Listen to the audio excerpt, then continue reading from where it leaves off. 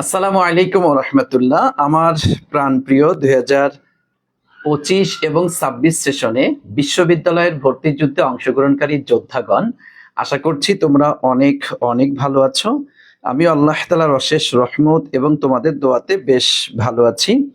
তো তোমাদের সাথে কথা ছিল আজকে একটা স্পেশাল লাইভে কিন্তু অংশগ্রহণ করব। সো আমি চলে আসছি, তোমরা একটু দ্রুত চলে আসো এবং আমাকে একটু শুরুতেই তোমরা জানিয়ে দিবা তোমরা ঠিকঠাক মতো সবকিছু শুনতে পাচ্ছ কিনা। একটু উপরে ওঠো হালকা একটু, সবকিছু ওকে আছে কিনা একটু আমাকে দ্রুত জানাবা। হ্যাঁ, এরপরেই হচ্ছে আমরা আমাদের ক্লাসটি শুরু করব। একটু দ্রুত, আর সবাই আমাকে একটু জানিয়ে দাও তোমরা আমাকে ঠিকঠাক মতো শুনতে পাচ্ছ কিনা। উঠিয়েছো একটু,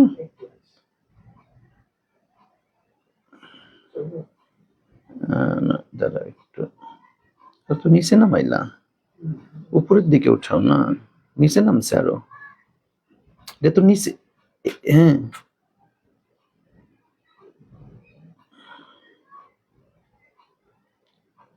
আরো উপরে উঠাও।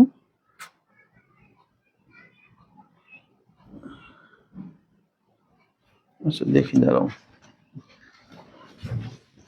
ওয়েট, তুমি থাকো, দেখি আমি দেখছি। হ্যাঁ, তোমরা সবাই একটু লাইভটি শেয়ার করে দিবা। আমি শুরুতে একটু তোমাদের কাছে রিকোয়েস্ট করব, তোমরা দ্রুত একটু লাইভটি শেয়ার করে দিবা, ঠিক আছে? সবাই একটু দ্রুত লাইভটি শেয়ার করে দিবা, ফ্রেন্ড সার্কেল যারা আছে সকলকে মেনশন করে দিবা, ঠিক আছে? কোনোভাবেই দেরি করা যাবে না। আজকের ক্লাসটি হবে একটা অস্থির ক্লাস ইনশাআল্লাহ, ঠিক আছে? সকলে একটু দ্রুত, হ্যাঁ সবাই সবাই দ্রুত মেনশন করো, সবাই সবাইকে দ্রুত মেনশন করো, শেয়ার করে দাও দ্রুত। হ্যাঁ, দেখতে পাচ্ছি অসংখ্য শিক্ষার্থী অলরেডি তোমরা চলে আসছো, মাশাআল্লাহ। হ্যাঁ, আরো আরো একটু শেয়ার করতে থাকো, একটু দ্রুত শেয়ার করতে থাকো। আমরা এখনই আমাদের ক্লাসটি শুরু করবো ইনশাআল্লাহ, ঠিক আছে?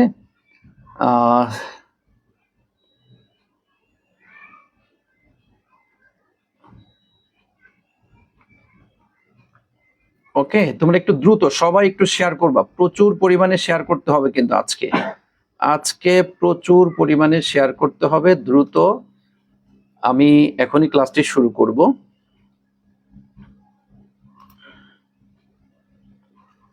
ওকে, এবং তোমাদেরকে আরেকটু বলে রাখি, তোমরা হয়তো ইতোমধ্যে জেনে ফেলেছো যে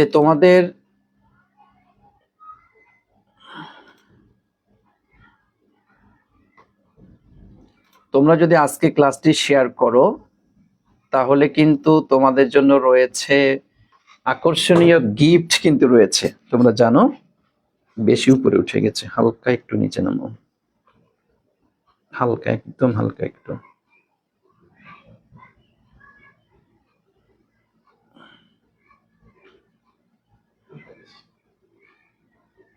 ওকে, আচ্ছা আমি একটু লাইভটি শেয়ার করে নিচ্ছি, তোমরা একটু শেয়ার করে দাও।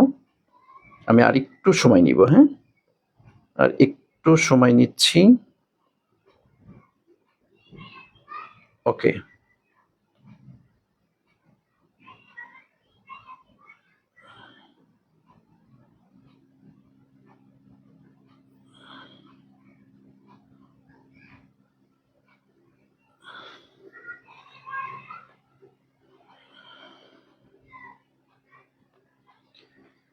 Thank you.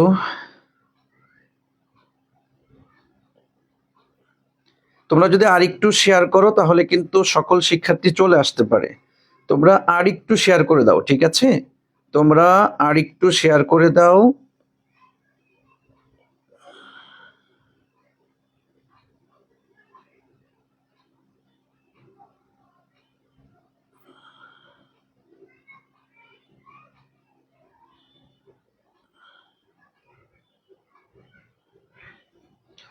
কারণ হচ্ছে আজকে যে সর্বোচ্চ শেয়ার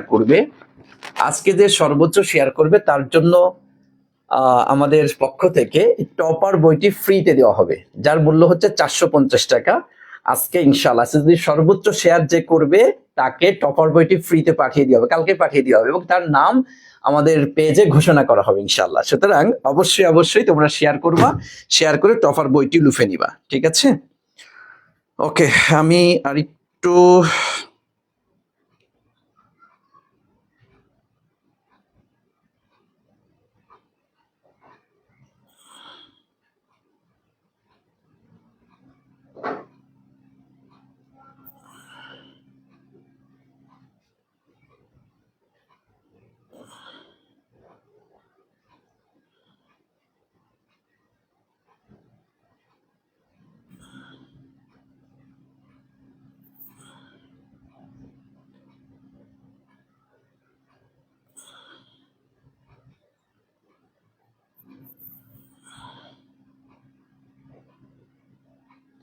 দেখছি তোমরা অনেক অনেক শিক্ষার্থী তোমরা শেয়ার করছো, মাশাআল্লাহ।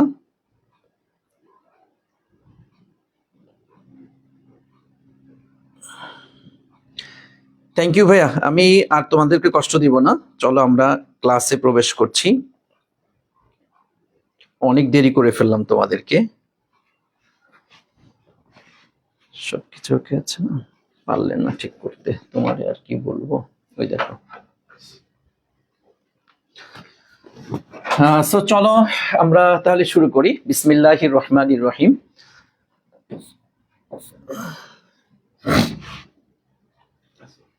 যে অনেকেই সালাম দিয়েছো, ওয়ালাইকুম আসসালাম। ওয়ালাইকুম আসসালাম, জি জি ভাইয়া, ধন্যবাদ ধন্যবাদ, সকলেই শেয়ার করতেছো, এর জন্য অনেক অনেক ধন্যবাদ জ্ঞাপন করছি তোমাদেরকে।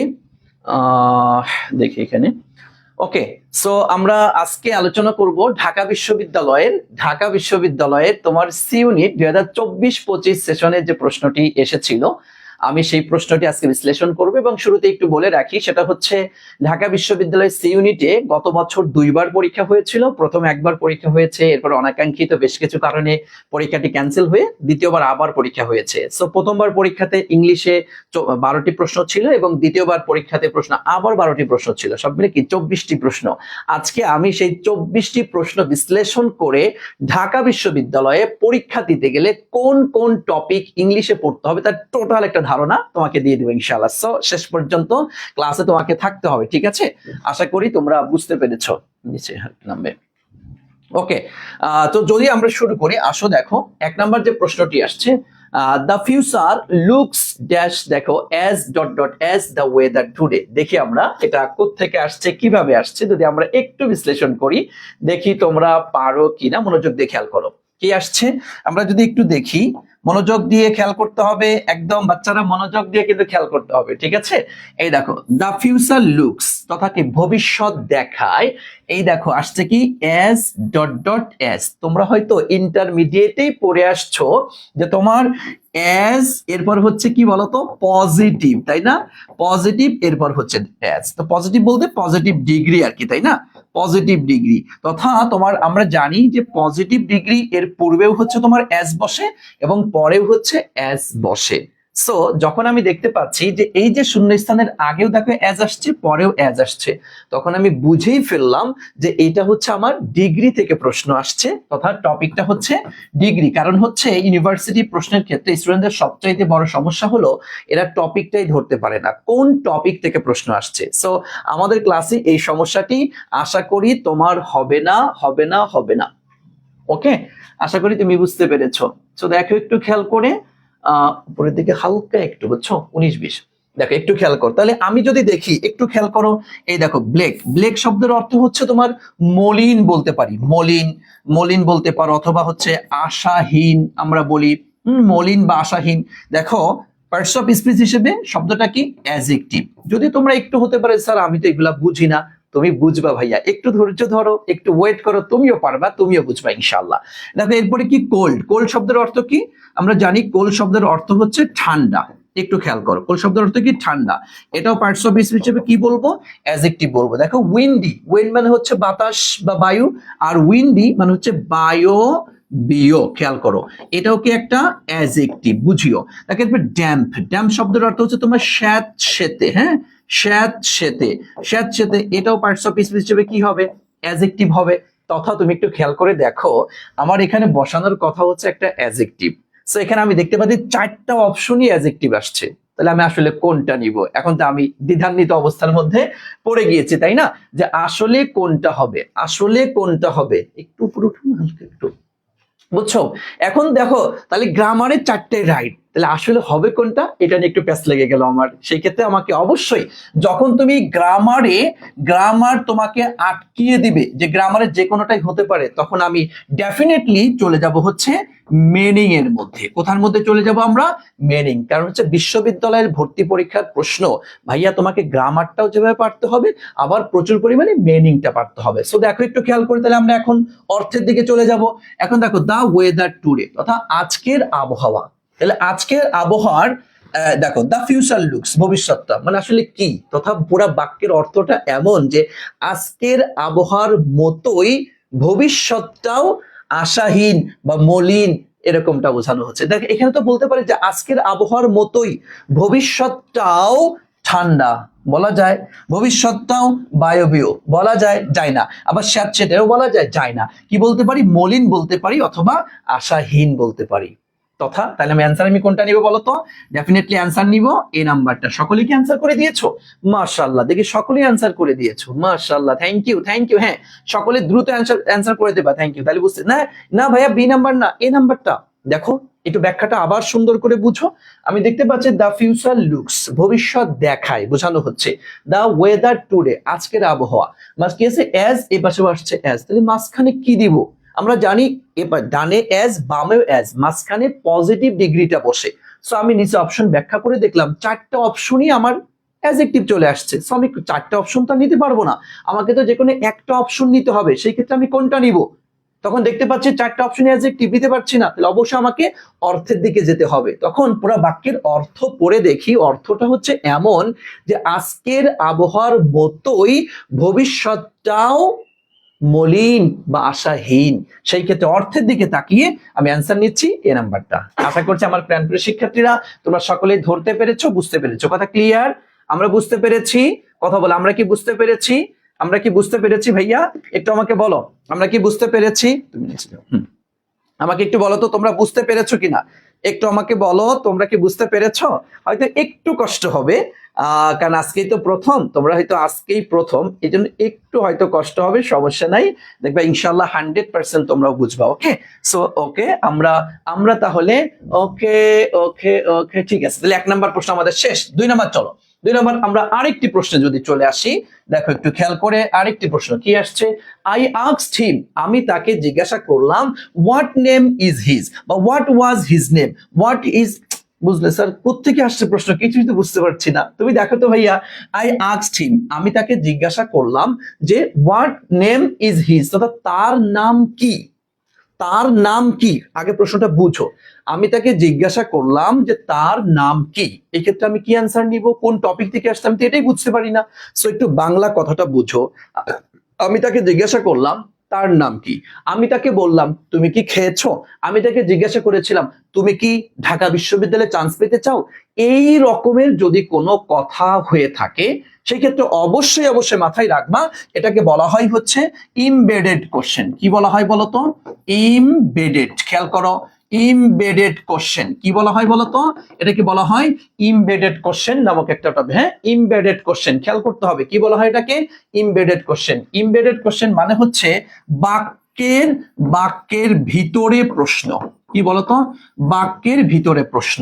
তথা আমি তাকে বললাম তোমার নাম কি, এই যে আমি তাকে বললাম না, এই অংশটুকু যদি জড়িত থাকে, তথা প্রথমে একটা অংশ থাকবে, এরপরে মাঝখানে আমাদের হচ্ছে WH ওয়ার্ড থাকবে। খেয়াল করবে, WH ওয়ার্ড থাকবে, এরপরে আরেকটি অংশ থাকবে। সো এই অংশটুকু কি করব? এই অংশটুকুর ক্ষেত্রে আমরা সাবজেক্ট এরপরে ভার্ব এইটা বসাবো। বুঝো নাই কথা মনে হয়? কারণ দেখো এখানে আমি আরেকটি কথা যদি তোমাদেরকে বলি, দেখো কোশ্চেন কত ধরনের, আমি একটু তোমাদেরকে একটু বলি, একটু খেয়াল করো। কোশ্চেন কত ধরনের হয়, একটু একটু আসো তো। কোশ্চেন হচ্ছে ভাইয়া 3 ধরনের হয়। একটা হচ্ছে তোমার জেনারেল কোশ্চেন, একটু খেয়াল করবা, লিখে রাখবা। আর একটা হচ্ছে তোমার ট্যাগ কোশ্চেন, তোমরা পড়েছো এটা, হ্যাঁ, ট্যাগ কোশ্চেন। আর একটা হচ্ছে তোমার ইমবেডেড কোশ্চেন। হ্যাঁ, ইমবেডেড কোশ্চেন। এই জেনারেল কোশ্চেনের মধ্যে আবার 2 ধরনের প্রশ্ন আমরা দেখতে পাই। জেনারেল কোশ্চেনের মধ্যে 2 ধরনের প্রশ্ন দেখতে পাই। একটা হচ্ছে ইয়েস আর হচ্ছে ইয়েস নো কোশ্চেন, আর একটা হচ্ছে তোমার ডিরেক্ট কোশ্চেন। খেয়াল করবা, কারণ আমরা দেখো যখন প্রশ্ন করি তখন আমরা কখনো কখনো বলি এই তুমি কি খেয়েছো, তখন কি বলো হ্যাঁ অথবা না, এটাকে বলা হয় ইয়েস নো কোশ্চেন। হ্যাঁ, আর যখন বলি এই তোমার নাম কি, তখন পুরো একটা বাক্য বলতে হয়। তোমার দেশের নাম কি, তোমার বাবার নাম কি, তখন কি ইয়েস নো কি বলা যায়? ইয়েস নো দিয়ে তো তুমি অ্যান্সার করতে পারো না। সো যখন যে প্রশ্নের উত্তর আমরা ইয়েস এবং নো এর মাধ্যমে দিয়ে থাকি তাকে বলা হয় ইয়েস নো কোশ্চেন। আর যে প্রশ্নের উত্তর হচ্ছে আমরা সরাসরি একটা বাক্যের মাধ্যমে দিয়ে থাকি তাকে বলা হয় হচ্ছে ডিরেক্ট কোশ্চেন। তো আমরা জেনারেল কোশ্চেন এই জিনিসটা কিন্তু আমরা বুঝি, নো প্রবলেম। আচ্ছা, এরপরে আসো ট্যাগ কোশ্চেন, যা তোমরা এসএসসি লেভেলে পড়ে আসছো, ভার্সিটি অ্যাডমিশনে আমরা পড়াবো ইনশাআল্লাহ, নো প্রবলেম। ভয় নাই, জাস্ট লেগে থাকো আমাদের সাথে। এরপর দেখো আরেকটা কি রয়েছে, ইমবেডেড কোশ্চেন। এই ইমবেডেড কোশ্চেন জিনিসটা কি সেটা আমি তোমাদেরকে একদম আর একটু যদি একটু শর্টকাট, এত বিস্তারিত, কারণ একটা টপিক তো সরাসরি একটা টপিক বিস্তারিত আলোচনা করে বুঝাইতে তো একটু সময় লাগবে, তো আমি তোমাদের শর্টকাট একটু দেখিয়ে দিই, তোমরা একটু দেখো আমার সাথে। একটু আমার সাথে দেখো, এটা ঝামেলা করছে কেন? আচ্ছা দেখ, একটু একটু হ্যাঁ, বুঝলাম না, একটু দেখো ভাইয়া, বোর্ডে আবার ঝামেলা করে কেন রে? একটু দেখো, এই যে আসছে, মাঝে মধ্যে বোর্ডও ফাইজলামি করে আর কি, বুঝছো? এই দেখো তোমাদেরকে এই টেকনিকটা, জাস্ট এই টেকনিকটা একটু খেয়াল করো। এই যে এমবেডেড কোশ্চেনের ক্ষেত্রে আমরা যে টেকনিকটা একটু খেয়াল করবো, দেখো প্রথমে হচ্ছে প্রথম অংশটুকু ইন্ট্রোগেটিভ হতে পারে, অথবা ইম্পারেটিভ হতে পারে, অথবা অ্যাসার্টিভ হতে পারে। এরপরে মাঝখানে এই শব্দগুলি থাকতে পারে। এই শব্দগুলি বলতে আমরা ডাবলএস কোশ্চেনের মধ্যে যেগুলি পড়েছি আর কি সেগুলি। হ্যাঁ, সেটা কেমন? এই দেখো তোমার হু থাকতে পারে, ও হুজ প্লাস নাউন থাকতে পারে, হুইজ থাকতে পারে, ও হোয়াট অথবা what time, what kind, when, where, why, how, how many, how much, how long অথবা হাউ অফেন, এগুলি থাকতে পারে। এর পরবর্তী অংশ তোমাকে যে সাবজেক্ট প্লাস ভার্ব এটা দিয়ে করতে হবে, এবং লাস্টে কি আমি কোশ্চেন মার্কও দিতে পারবো অথবা লাস্টে ফুল স্টপও দিতে পারবো। এটা ডিপেন্ড করবে এই অংশটুকু কি আসছে। এই অংশটুকু যদি তোমার ইন্ট্রোগেটিভ সেন্টেন্স হয়, এই অংশটুকু যদি ইন্ট্রোগেটিভ সেন্টেন্স হয়, তাহলে তুমি অবশ্যই লাস্টে একটা কোশ্চেন মার্ক ওখানে দিবা। আর যদি ইম্পারেটিভ বা অ্যাসার্টিভ এই দুটো যদি হয়, সেক্ষেত্রে আমরা ফুল স্টপ ব্যবহার করব। এই হচ্ছে আমাদের বিষয়। ওকে, তো দেখো এই জায়গাটিতে আমরা যদি একটু দেখি, দেখো এই যে আমাদের যে কোশ্চেন থেকে আমাদের এত কথা আসলো, তুমি এই জায়গাটিতে একটু খেয়াল করে দেখো তো ভাইয়া। আই আস্কড হিম, আমি তাকে প্রশ্ন করলাম, আমি তাকে জিজ্ঞাসা করলাম, দেখো তোমার নাম কি, কি হোয়াট নেম, তার নাম কি। তাহলে এখন দেখো প্রথমে একটা অংশ দিয়েছে, এরপরে দেখো তো এই দেখো ভাইয়া কি আসছে, একটু মনোযোগ দিয়ে খেয়াল করো। এই দেখো এই যে হোয়াট আসছে, এই দেখো এই যে হোয়াট আসছে, তো ডাব্লিউ এটাকে আসছে। ওকে, তাহলে প্রথমে একটা অংশ, এরপরে এখানে ডাব্লিউ ওয়ার্ড, খেয়াল করো মনোযোগ দিয়ে একটু বোঝার চেষ্টা করো। দেখো এরপরে এই যে আরেকটি অংশ আসছে। তাহলে এখন বলো তো এই টপিকটা কোত্থেকে আসছে, কোন টপিক? জাস্ট হ্যাঁ, এখন কি বুঝছো যেটা কোন টপিক থেকে আসছে? তুমি হয়তো দেখো আগে কোনোদিনও তো এই টপিক পড়ো নাই, তোমরা যারা ফার্স্ট টাইমার আছো তারা আগে কখনো এই টপিক পড়ো নাই, বিধে তোমার কাছে এটা তো জীবন পরিণত পারা সম্ভব না। 100% দিবে, একদম ইজি একটা টপিক। তুমি সেটা দেখবা প্রথমে একটা অংশ আসছে, মাঝখানে ডাব্লিউএস কোশ্চেন আসছে, এরপর আরেকটি অংশ।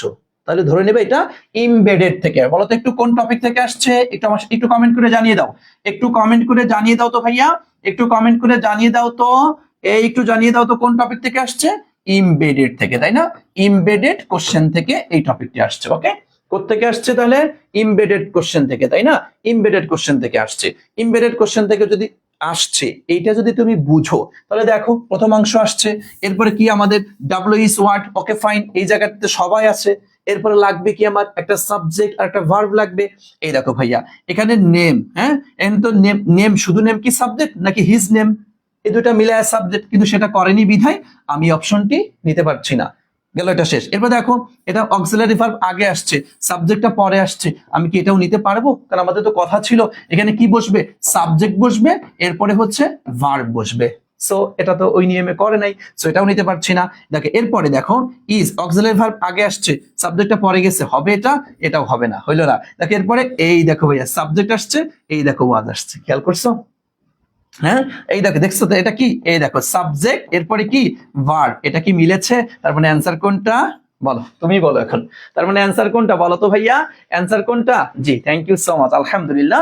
আমার প্রিয় শিক্ষার্থীরা সকলে এখন বুঝতে পেরেছে। হ্যাঁ, সালমা খন্দকার এমবেডেড কোশ্চেন, আবির আহসান অ্যান্সার করে দিয়েছো, ফাহিম রানা আকাশ অ্যান্সার করে দিয়েছে, বনলতা সেন অ্যান্সার করে দিয়েছে। জি, thank you so much, thank you so much. বুঝতে পেরেছো তাহলে? ওকে, মাশাআল্লাহ। হ্যাঁ, আলহামদুলিল্লাহ। তাহলে এখন ধরতে পেরেছো, বুঝতেও পেরেছো যে, তাই না? Okay, thank you, thank you, thank you. ঠিক আছে ভাই, আসো তাহলে আমরা দুইটা কোশ্চেন ক্লিয়ার করে ফেললাম। চলে যাচ্ছি আমরা এখন। এই যে আমি এমবেডেড কোশ্চেনের উপরে তোমাদেরকে আরেকটু যদি দেখাই দিই, দেখো একটু খেয়াল করো। এই দেখো এমবেডেড কোশ্চেনের টপিকটা আমি একটু ক্লিয়ার করে দিই তোমাদের, যাতে একদম এই টপিক থেকে যেখান থেকে প্রশ্ন আসুক না যদি তুমি অ্যান্সার করতে পারো। এই দেখো হোয়ার ডু ইউ লিভ, এই দেখো হোয়ার শুরুতে আসছে ডু ইউ লিভ, এটা কি জেনারেল কোশ্চেন। খেয়াল করিও এটা কি ভাইয়া বলো তো, জেনারেল কোশ্চেন। এটা হচ্ছে জেনারেল কোশ্চেন।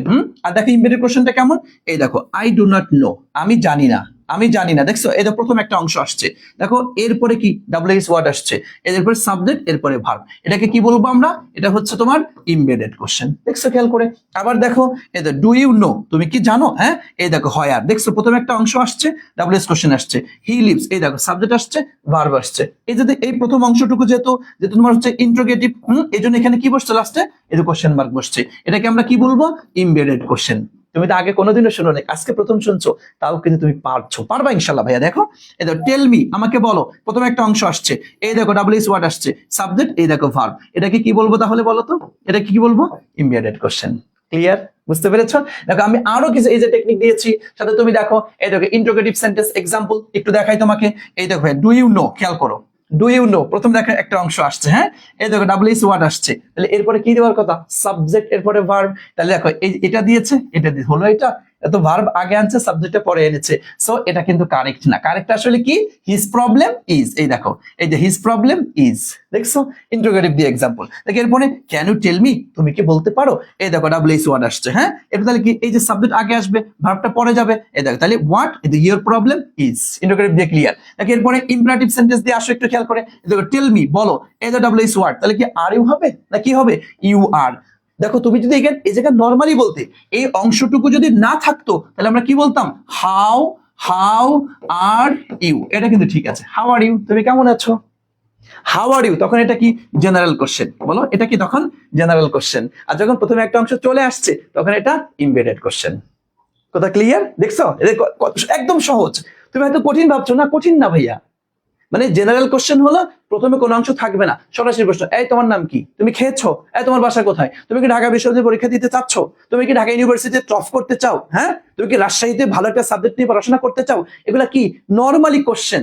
তখন কিন্তু ঠিকই অক্সিলারি ভার্ব আগে, সাবজেক্ট পরে, এভাবে দিয়ে কিন্তু আমরা করি। আর যখন এমবেডেড কোশ্চেন হয়, তা প্রথমে একটা অংশ বলবে, তুমি বলো তো তোমার নাম কি, তুমি বলো তো তোমার আব্বুর নাম কি, তুমি বলো তো তুমি কি ভালো আছো। তার মানে প্রথমে যদি একটা অংশ বলা থাকে, এরপরে যদি কোশ্চেন করা হয়, এটাকে বলা হয় এমবেডেড কোশ্চেন। এমবেডেড কোশ্চেন মানে পরবর্তীতে আমরা সাবজেক্ট ভার্ব এই স্ট্রাকচার অনুযায়ী আমরা বসাবো। কথা বুঝতে পেরেছো? দেখো এইভাবে করে অ্যাসার্টিভ সেন্টেন্স থেকেও দেখো আমি দিয়েছি। দেখছো ভাইয়া, এই দেখো আই ডু নট, আমি জানি না। এই দেখো এই যে হু, তাহলে প্রথমে একটা অংশ দিয়েছে, দ্যাট মিন্স এটা কি এমবেডেড কোশ্চেন থেকে আসছে কি, তাই না? আচ্ছা দেখো এবারে, তাহলে আমরা ইজ হি দিব না, কি দিব, হি ইজ দিব। এই দেখো হু, এই দেখো হি ইজ, এবং এই অংশটুকু যদি অ্যাসার্টিভ, সো কোশ্চেন মার্ক তো হবে না, এই যে ফুল স্টপ হবে, হয়ে গেল, শেষ। দেখছো? দেখো নোবডি নোজ, কেউ জানে না, প্রথমে একটা অংশ আসছে, এই দেখো হ্যাঁ, ডাব্লিউএস ওয়ার্ড। সো এখানে কি আমরা দ্য মিটিং ওয়াজ, এই যে সাবজেক্ট আগে দিব, ভার্ব পরে দিব। এই দেখো the meeting was postponed. So আমি তোমাদেরকে একদম সহজ ভাষায় বলছি, যদি সরাসরি প্রশ্ন করা হয়, এটা হচ্ছে জেনারেল কোশ্চেন। জেনারেল কোশ্চেনে অক্সিলারি ভার্ব আগে, সাবজেক্ট পরে বসে, এটা আমরা ইজিলি জানি। কিন্তু প্রথমে যদি একটা অংশ বলা থাকে, এরপরে যদি আসে, তাহলে ওইটা হয়ে যায় এমবেডেড কোশ্চেন। আর এমবেডেড কোশ্চেনের স্ট্রাকচারটা হচ্ছে সাবজেক্ট ভার্ব, আর লাস্টে ফুল স্টপও হতে পারে, কোশ্চেন মার্কও হতে পারে। সো ফুল স্টপ হবে না কোশ্চেন মার্ক হবে, সেটা ডিপেন্ড করবে তার আগের অংশটুকু কি। তার এই প্রথম অংশটুকু যদি ইন্টারোগেটিভ হয়, তাহলে কোশ্চেন মার্ক দিব। আর যদি প্রথম অংশটুকু ইম্পারেটিভ অথবা অ্যাসার্টিভ হয়, তাহলে ফুল স্টপ দিব। এই হচ্ছে নিয়ম।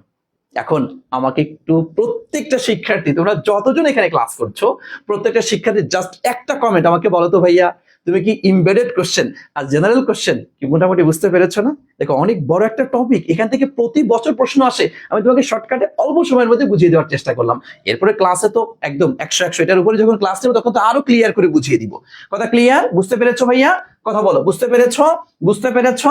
ওকে, একটু জানাতে হবে, একটু জানাতে হবে। বলো তো ভাইয়া, একটু বলো তো স্যার শুধু ইন্টারোগেটিভ কোশ্চেনের এমবেডেড কোশ্চেন মার্ক হবে? জি জি জি জি, ওকে, থ্যাংক ইউ, আলহামদুলিল্লাহ। আমার প্রিয় শিক্ষার্থী, তাহলে সকলেই তোমরা ক্লিয়ারলি ধরতে পেরেছো, বুঝতে পেরেছো। সো তোমাদেরকে আমি একটু জাস্ট বলে রাখি, তোমরা জানো আমাদের mission C unit all in one ব্যাচের অলরেডি ভর্তি চলছে, এবং এই যে ভর্তি আগামীকাল হচ্ছে ওরিয়েন্টেশন ক্লাস আমাদের, আগামীকাল ওরিয়েন্টেশন ক্লাস ইনশাল্লাহ।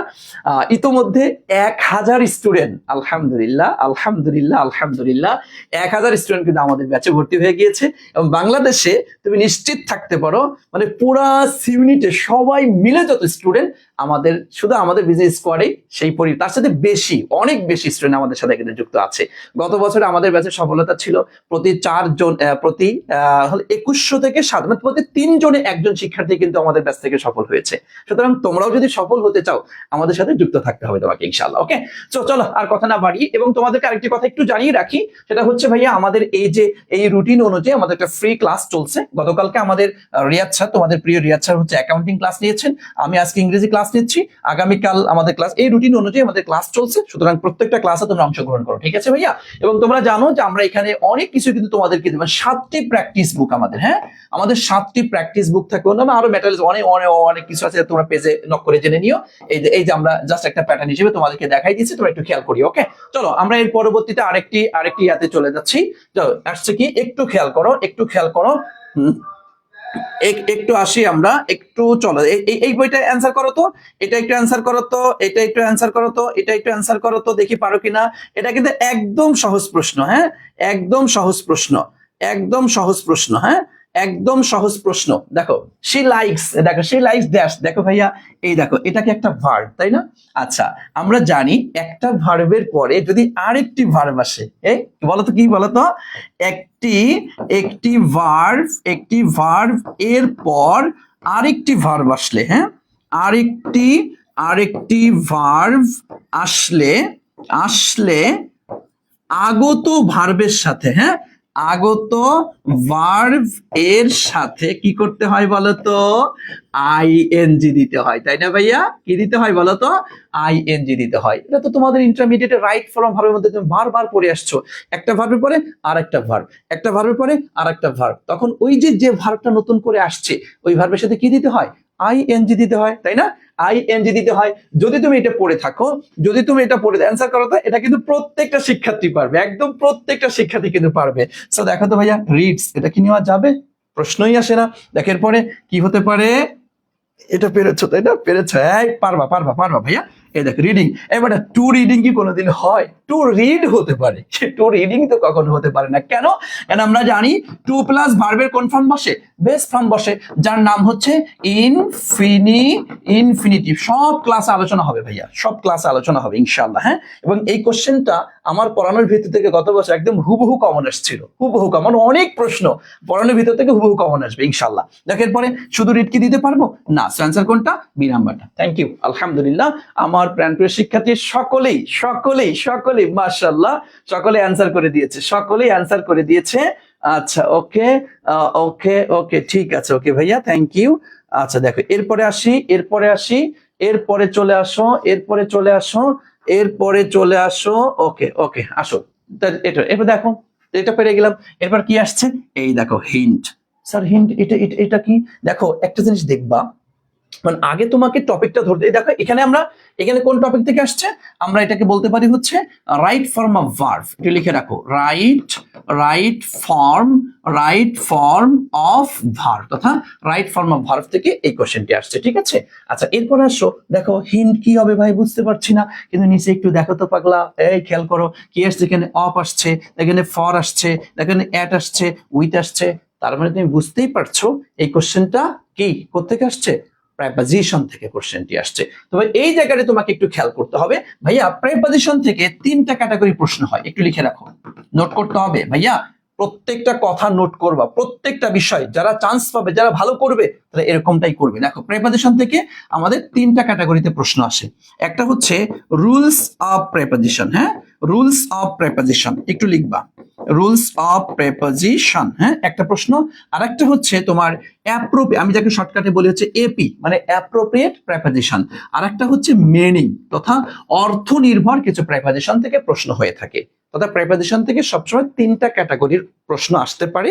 একটা কিছু রুলস ভিত্তিক কিছু প্রেপোজিশন আছে, যে এরকম অর্থ দিলে পরে সেখানে ইন বসে, এমন অর্থ দিলে সেখানে অ্যাট বসে, এমন অর্থ দিলে সেখানে উইথ বসে, এই জাতীয় অর্থ দিলে এখানে থ্রু বসে, ইনটু বসে, বিটুইন বসে, এমন বসে, এরকম বেশ কিছু রুলস নির্ভর প্রশ্ন আমাদের আছে, নাম্বার ওয়ান। আবার নাম্বার টু হচ্ছে তোমার অ্যাপ্রোপ্রিয়েট প্রিপোজিশন, এটা তো তোমরা ইন্টারমিডিয়েট পড়ে আসছো, মানে অ্যাবাইড বাই, এটা কি মেনে চলা, এরকম অনেক অনেক অনেক অ্যাপ্রোপ্রিয়েট প্রেপোজিশন আছে। আচ্ছা, এরপরে কিছু অর্থ নির্ভর প্রশ্ন আমাদের রয়েছে প্রেপোজিশনের মধ্যে, যে মধ্য জাতীয় যদি অর্থ দেয় তাহলে এরকমটা এইটা বসাতে হয়, বা যদি উপরে জাতীয় অর্থ দিলে এই ক্যাটাগরিতে এইটা বসাতে হয়। এক কথায় প্রেপোজিশন থেকে আমাদের তিনটা ক্যাটাগরির প্রশ্ন কিন্তু হয়ে থাকে। সো এই জায়গাটিতে একটু খেয়াল করো, এই যে ভাইয়া হিন্ট যেটা আসছে, হিন্ট যেটা আসছে একটু মনোযোগ দাও। এই যে হিন্ট ভাইয়া একটু দেয়, একটু একটু একটু একটু আমাদেরকে খেয়াল করো, হ্যাঁ, হিন্ট অ্যাট, হ্যাঁ মানে হচ্ছে ইশারা করা, হিন্ট অ্যাট এটা হচ্ছে তোমার এপি তথা অ্যাপ্রোপ্রিয়েট প্রিপোজিশন। এটা তোমাদের একটু মুখস্থ রাখতে হবে। সো নো টেনশন, আমরা 30 ডেজ একটা, এই দেখো এই যে মেমোরাইজিং এর জন্য তোমাদের, দেখো এই যে মেমোরাইজিং এর জন্য ডেইলি ডোজ বাংলা এবং ইংলিশের জন্য, হ্যাঁ 30 ডেজ করে একদম প্রতিদিন যে তোমার 10টা প্রেপোজিশন, 10টা সিনোনিম, 10টা অ্যান্টোনিম, 10টা স্পেলিং, 5টা ইডিয়ম এন্ড ফ্রেজ, 5টা গ্রুপ ভার্ব, 5টা অ্যানালজি, এভাবে করে ডেইলি ডোজ একটা বই তোমাদেরকে পাঠিয়ে দেবো ইনশাআল্লাহ কুরিয়ার করে, ওখান থেকে পড়বা, কমন পড়ে যাবে ইনশাআল্লাহ। ঠিক আছে ভাইয়া? তো দেখো তাহলে হিন্ট অ্যাট মানে কি ইশারা দেওয়া বা ইঙ্গিত করা। তাহলে এখন তুমি যখন এটা যদি তোমার মুখস্থ থাকে তুমি ইজিলি দাগাই ফেলতে পারবা। দেখো তাহলে আমরা কি অফ নিতে পারবো না, ফর নিতে পারবো না, উইথ নিতে পারবো না, অ্যান্সার কোনটা? অ্যাট। তাহলে হয়ে গেল। তো he hinted at some loss of treasure, কিছু হারানো ধন সম্পদের ইশারা তিনি দিয়েছিলেন, কিছু হারানো ধন সম্পত্তির ইশারা বা ইঙ্গিত তিনি দিয়েছিলেন। আশা করছি তোমরা এটা ক্লিয়ার হয়েছো। একটু বলো তো ভাইয়া ক্লিয়ার হয়েছি আমরা? একটু আমাকে বলো আমরা কি ক্লিয়ার হয়েছি? একটু দ্রুত আমাকে বলো, একটু দ্রুত আমাকে বলো আমরা কি ক্লিয়ার হয়েছি? আমরা কি ক্লিয়ার হয়েছি ভাইয়া? ওকে, থ্যাংক ইউ সো মাচ। আলহামদুলিল্লাহ, আলহামদুলিল্লাহ, আশা করছি তাহলে তোমরা একদম ক্লিয়ার হইয়া গিয়েছো। ওকে, বুঝতে পেরেছেন? শোনেন, আমি কিন্তু আগেও বলেছি, এখন আবার বলছি, আজকে যে ক্লাসে সর্বোচ্চ শেয়ার করবে এবং সর্বোচ্চ মেনশন করবে এমন একজন ব্যক্তিকে কিন্তু টপার বইটা আগামীকালে ফ্রি পাঠিয়ে দেওয়া হবে ইনশাআল্লাহ। ঠিক আছে? এবং তার নাম আমাদের পেজে ঘোষণা করা হবে। সুতরাং আবারও সর্বোচ্চ শেয়ার করো, মেনশন করো, শেষ পর্যন্ত লেগে থাকো। আজকে ক্লাস করার মাধ্যমে তুমি বুঝতেই পারবা ঢাকা বিশ্ববিদ্যালয়ে তোমার সি ইউনিটে ইংলিশে কি কি বিষয় পড়তে হবে একদম টোটাল একটা গাইডলাইন তুমি পেয়ে যাবা ইনশাআল্লাহ। ঠিক আছে? এবং আমি দেখো প্রত্যেকটা টপিক কিন্তু বলে দিচ্ছে, তাই না, যে এই টপিক থেকে কোশ্চেনটি আসছে। ওকে, তো আমরা 4টা কোশ্চেন ক্লিয়ার। চলেন আমরা চলে যাচ্ছি। এই দেখেন আরেকটি কোশ্চেন, টেক প্রাইড ইন, এটাও একটা দেখো এই যে অ্যাপ্রোপ্রিয়েট থেকে প্রশ্নটি আসছে। টেক প্রাইড ইন মানে হচ্ছে কি জানো, গর্ব করা। টেক প্রাইড ইন শব্দের অর্থ হচ্ছে গর্ব করা। তুমি অ্যাপ্রোপ্রিয়েট প্রিপোজিশনটা পারলে, আসলে অ্যাপ্রোপ্রিয়েট প্রিপোজিশনের জায়গায় মানে এখানে কোনো টেকনিক কোনো কিছু খাটার কোনো সুযোগ নাই আর কি। ওকে, তাহলে দেখো টেক প্রাইড ইন মানে কি বলতো, গর্ব করা। তাহলে he take pride in his wealth. Wealth মানে কি রে ভাইয়া? সম্পদ, তাই না? সে তার সম্পদ নিয়ে গর্ব করে। সো সেই ক্ষেত্রে আমরা কি নিব? ডেফিনেটলি অ্যান্সার নিচ্ছি ইন। আমরা বাই নিতে পারছি না, অফ নিতে পারছি না, উইথও নিতে পারছি না। ক্লিয়ার ভাইয়া? ক্লিয়ার ভাইয়া? আমরা কি বুঝতে পেরেছি? ওকে, আমরা কি বুঝতে পেরেছি এটা? ইনশাআল্লাহ। চলেন এরপরে চলে যাচ্ছি, এরপরে চলে যাচ্ছি। ওকে ওকে ওকে, একটু খেয়াল করো, একটু খেয়াল করো। ওকে, না ভাইয়া এখানে তোমার সবাই সবাই পারবা, সবাই পারবা, নো প্রবলেম, নো প্রবলেম। ভাইয়া দেখো তুমি তো আগে ক্লাস করো না, এগুলা তোমরা যারা ফার্স্ট টাইমার আছো তোমরা তো আগে কখনো এই সমস্ত টপিক নামই শুনো নাই, এই জন্য তোমাদের কাছে এমনটা মনে হচ্ছে। একটু কেমন যেন এটা ওটা, মূল টপিকে ক্লাস শুরু দেখবা যে একদম 100 পারবা, নো প্রবলেম। দেখো choose the most appropriate sentence. আমরা যদি এই জায়গাটিতে আবার একটু খেয়াল করি, দেখো একটু একটু খেয়াল করো। এই দেখো এই জায়গায় কি বসবে, দেখো তো কি আসছে। এই দেখো ইফ, এই দেখতে পাচ্ছ ইফ, এই দেখতে পাচ্ছ ইফ, এই দেখতে পাচ্ছ ইফ। যখনই তুমি দেখবা বাক্যের শুরুতে ইফ দিয়ে প্রশ্নটি আসছে তখনই ধরে নিবে এটা হচ্ছে কন্ডিশনাল সেন্টেন্স থেকে প্রশ্নটি আসছে। কোথা থেকে? কন্ডিশনাল সেন্টেন্স থেকে প্রশ্নটি আসছে। তো কন্ডিশনালের ক্ষেত্রে আমি তোমাদেরকে একটু হালকা একটু আলোচনা করে দিই। কন্ডিশনাল, হ্যাঁ এই টপিকটা একটু খেয়াল করো। কন্ডিশনাল সেন্টেন্স, হ্যাঁ কন্ডিশনাল সেন্টেন্স, একটু খেয়াল করো। কন্ডিশনাল সেন্টেন্স থেকে আমরা একটু আলোচনা করি, দেখি আসো। দেখো একটু কন্ডিশনাল সেন্টেন্সের ক্ষেত্রে নাম্বার 1, এই অংশটুকু যদি প্রেজেন্ট হবে, হ্যাঁ, প্রথম অংশটুকু প্রেজেন্ট, পরবর্তী অংশটাও হবে প্রেজেন্ট, এটা যদি এটা হয়, এটাকে বলা হয় হচ্ছে তোমার জিরো কন্ডিশনাল। কি বলা হয় বলো তো? এটাকে বলা হয় জিরো কন্ডিশনাল, নাম্বার 1। নাম্বার 2 হচ্ছে এই অংশটুকু প্রেজেন্ট হবে, কারণ কন্ডিশনালে দুইটা অংশ থাকবে। যদি আমি এত বিস্তারিত পড়াচ্ছি না, হালকা একটু বুঝিয়ে দিয়ে যাচ্ছি, এগুলো ক্লাসে বিস্তারিত পড়ানো হবে। এই টপিকটা একদম ধরে ধরে খুঁটে খুঁটে পড়িয়ে এটার উপরে 50টা মিনিমাম প্রশ্ন তোমাকে বিশ্লেষণ করিয়ে দেওয়া হবে। দেখো এরপরে এই পাশে হয়ে যাবে তোমার হচ্ছে shall, will, can, May. Shall অথবা উইল অথবা ক্যান অথবা মে, খেয়াল করিও, এরকে বলা হয় হচ্ছে তোমার ফার্স্ট কন্ডিশনাল। ওকে, আচ্ছা, এরপর আসো 3 নাম্বার। এই অংশটুকু কখনো দেখবো আমরা পাস্ট হয়েছে, এটা তখন এই অংশটুকুর ক্ষেত্রে তোমার হচ্ছে শুড অথবা তোমার হচ্ছে উড অথবা হচ্ছে কুড অথবা হচ্ছে মাইট। একটু খেয়াল করো, হ্যাঁ, শুড, উড, কুড, মাইট, এটাকে বলবো আমরা হচ্ছে সেকেন্ড কন্ডিশনাল। ওকে ভাইয়া, এটা কি বলবো? Second conditional. আচ্ছা, এরপরে দেখো আরেকটি রয়েছে, এই পাশে তোমার পাস্ট পারফেক্ট। হ্যাঁ, পাস্ট পারফেক্ট যদি হয়, এই পাশে যদি পাস্ট পারফেক্ট হয়, তো এই অংশটুকুতে তোমার হচ্ছে শুড হ্যাভ অথবা তোমার হচ্ছে কুড হ্যাভ। তোমরা কিন্তু ইন্টারমিডিয়েট এটা পড়েছো, শুড হ্যাভ, উড হ্যাভ, তারপর তোমার উড হ্যাভ অথবা তোমার হচ্ছে মাইট হ্যাভ। হ্যাঁ, মাইট হ্যাভ প্লাস হচ্ছে V3 বসবে, বুঝতে পেরেছো? এটাকে বলা হয় হচ্ছে আমাদের থার্ড কন্ডিশনাল। এই যে দেখো কন্ডিশনালের সব বিষয়গুলো আমি তোমাদেরকে আলোচনা করে বুঝিয়ে দিচ্ছি এই জায়গাটিতে। দেখো তথা এই পাশে যদি প্রেজেন্ট হয়, তাহলে পাশে কি হবে? এই পাশে প্রেজেন্ট, তাকে কি বলবো আমরা? Zero conditional. তাকে এই পাশে প্রেজেন্ট আর এই পাশে কি শ্যাল, উইল, ক্যান, মে থাকলে তাই আমরা ফার্স্ট কন্ডিশনাল বলবো। এই পাশে পাস্ট, এই পাশে শুড, উড, কুড, মাইট, তখন এটা কি সেকেন্ড কন্ডিশনাল। দেখো পাস্ট পারফেক্ট, হ্যাঁ, এই পাশে তখন should have, would have, could have, might have plus V3। এই হচ্ছে কন্ডিশনালের মূল স্ট্রাকচার, মূল রুলস। বাস এতটুকুই কথা। যদি এটা নিয়ে আরো মূল ক্লাসে তো আরো ভেঙে ভেঙে ধরে ধরে খুঁটে খুঁটে তোমাদেরকে বোঝানো হবে। আর আজকে যেহেতু কোশ্চেন অ্যানালাইসিস, জাস্ট একটু হিন্টস দিয়ে যাচ্ছে, একটু হিন্টস দিয়ে যাচ্ছি। পারবা ইনশাল্লাহ, ভয় পেয়ে না ভাইয়া, ভয় পেও না ভাইয়া, ভয় পেও না, ভয় পেও না, ভয় পাওয়ার কোনো কারণ নেই, তুমি পারবাই পারবা। তো দেখো তো ভাইয়া একটু খেয়াল করো, এখন দেখো এই যে আই ওয়াজ, তো এখানে কি আসছে? V2 তো পাস্ট হয়েছে, তাহলে এটা কি উইল টেক হতে পারে? এটা না, সো এটা নিতে পারছি না। দেখো আই এম, এটা কি আসছে? প্রেজেন্ট আসছে, তাই না? প্রেজেন্টের সাথে উড, এটা কি মেলে ভাইয়া? হলো না, এটাও নিতে পারছি না। দেখো আই ওয়ার, এটা কি আসছে? V2 তথা পাস্ট হয়েছে, তাই না? V2 তথা কি হয়েছে? পাস্ট হয়েছে। এই দেখো তো উড, তাহলে এখানে পাস্ট, এখানে উড, মনে হয় মিলছে এটা, তাই না? আচ্ছা, এবার দেখো এখানে কি আসছে? ওয়াজ, তথা কি আসছে? হলো এটা পাস্ট হলো। এখানে কি উড হ্যাভ টেকেন, এটা কি হইলো? এটা তো হইলো না, সো এটাও আমরা নিতে পারছি না। অ্যান্সার কোনটা? ডেফিনেটলি অ্যান্সার হচ্ছে সি নাম্বার। কি বুঝছো না এটা? জাস্ট তুমি এটা একটু খেয়াল করো, এটা খেয়াল করলে যে এইটা যদি এই পাশটা এই পাশ হবে আর এই পাশে এইটা হবে, ব্যাস, তাহলে আমি দেখো কত সহজে তুমি পারবা। ভয় নেই, তোমার ভয় নেই ভাইয়া। তুমি ভয় পাচ্ছ কেন? তুমি ভয় পাচ্ছ কেন? হ্যাঁ, তুমি ভয় পাচ্ছ কেন ভাইয়া? ভয় পাওয়ার কোনো সুযোগ নেই, ভয় পাওয়ার কোনো সুযোগ নেই, বুঝতে পেরেছেন? ভয় পাওয়ার কোনো সুযোগ নেই, ভয় পাবা না ভাইয়া, ভয় পাবা না, ভয় পাবা না, কথা ক্লিয়ার? ভয় পাওয়া যাবে না, ভয় পাওয়া যাবে না, ইনশাআল্লাহ তুমি পারবাই পারবা, ঠিক আছে? আচ্ছা, ওকে, এটা পেরে গেলাম আমরা। দেখো এটা পারছো না? সকলেই পেরেছো। তাকে এরপরে choose the most appropriate sentence, সঠিক সেন্টেন্সটা খুঁজা বের করো। কি আসছে? She is looking forward to. ভাইয়া এই দেখো কত সহজ। আর একটা জিনিস এ তোমাদেরকে দেখাই, আমরা জানি আমরা যে নরমালি টু, দেখো নরমালি টু এরপর কি বসে? ভার্বের বেস ফর্ম বসে। কিন্তু ভাইয়া accustom to, confess to, object to, look forward to, with a view to, এই টু গুলা হচ্ছে ব্যতিক্রম। এই টু এর পর ভার্বের বেস ফর্ম দেওয়ার কোনো সুযোগ নেই। এই টু এর পর ভার্বের সাথে এরপর ভার্বের সাথে আইএনজি বসে। কি বসে বলতো? এরপর ভার্বের সাথে আইএনজি বসে। তার মানে মূল কথাটা হচ্ছে আমরা জানি সমস্ত টু, যত টু আছে, টু এরপরে ভার্বের বেস ফর্ম বসে। কিন্তু এই যে তোমার confess to, accustom to, look forward to, get use to, be verb plus use to, confess to, এই সমস্ত টু এরপর ভার্বের সাথে আইএনজি, বাস এই কথাটুকু জানা থাকলেই এটা অ্যান্সার করা কোনো ব্যাপারই না। কথা ক্লিয়ার?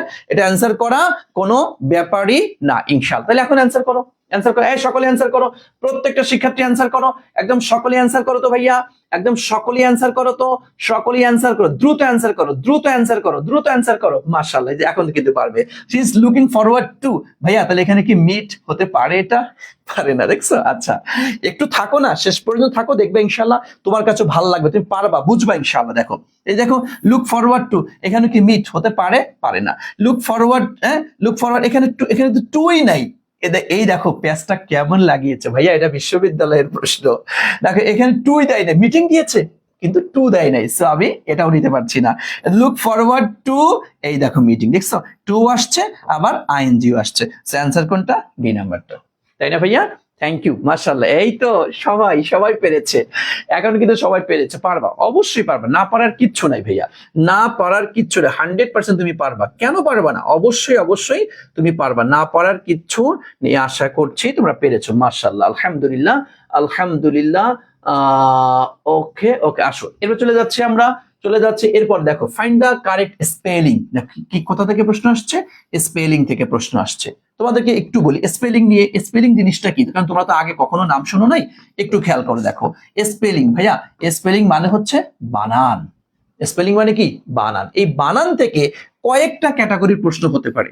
একটা হচ্ছে, একটু লিখে রাখো, একটা হচ্ছে তোমার একই রকমের বানান দিবে, হ্যাঁ, কি বলতো, একই রকমের বানান, একই রকমের বানান দিয়ে, একই রকমের বানান দিয়ে তিনটি ভুল, হ্যাঁ, তিনটি ভুল ও একটি সঠিক দিবে, ঠিক আছে, একটি সঠিক দিবে, খেয়াল করিও, মানে একই রকমের বানান দিয়ে তিনটা ভুল দিবে, একটা সঠিক দিবে, এরকমটা দিতে পারে তোমার। দুই নম্বর হচ্ছে একই রকমের বানান দিয়ে, দেখো একই রকমের বানান দিয়ে তিনটি সঠিক, হ্যাঁ, তিনটি সঠিক ও একটি ভুল, এরকমটাও দিতে পারে তোমার। মানে একই বানান, তিনটা সঠিক একটা ভুল, অথবা তিনটা ভুল একটা সঠিক দিতে পারে। আবার আরেকটা, নিচে লিখলাম না, তোমরা একটু লিখে, আমি মুখে বলছি লিখে নাও। আরেকটা সিস্টেম হতে পারে, সেটা হচ্ছে যে চারটা বানান দিবে, চারটা বানানের ভিতরে তিনটা বানান হচ্ছে ভুল, একটা সঠিক। আবার আরেকটা ক্যাটাগরি আসতে পারে যে চারটা বানান দিবে, তিনটা সঠিক একটা ভুল। এই চারটা ক্যাটাগরিতে স্পেলিং থেকে প্রশ্ন আসে। তো নো প্রবলেম, ইনশাআল্লাহ ক্লাস নিব এবং তোমাকে ধরে ধরে স্পেলিং কেমনে সলভ করতে হয়, কেমনে লিখতে হয়, কেমনে পারতে হয়, এবং পরীক্ষা 100% কমন পড়বে, ইনশাআল্লাহ সেই ব্যবস্থা করে দিব, নো প্রবলেম, ঠিক আছে? ভয় পাবা না, জাস্ট বিজনেস স্কোয়াডের সাথে লেগে থাকবা, ভয় পাবা না, জাস্ট বিজনেস স্কোয়াডের সাথে লেগে থাকবা, ইনশাআল্লাহ দেখবা 100 পারবা, ঠিক আছে ভাইয়া? সো দেখো একটু খেয়াল করে স্পেলিং।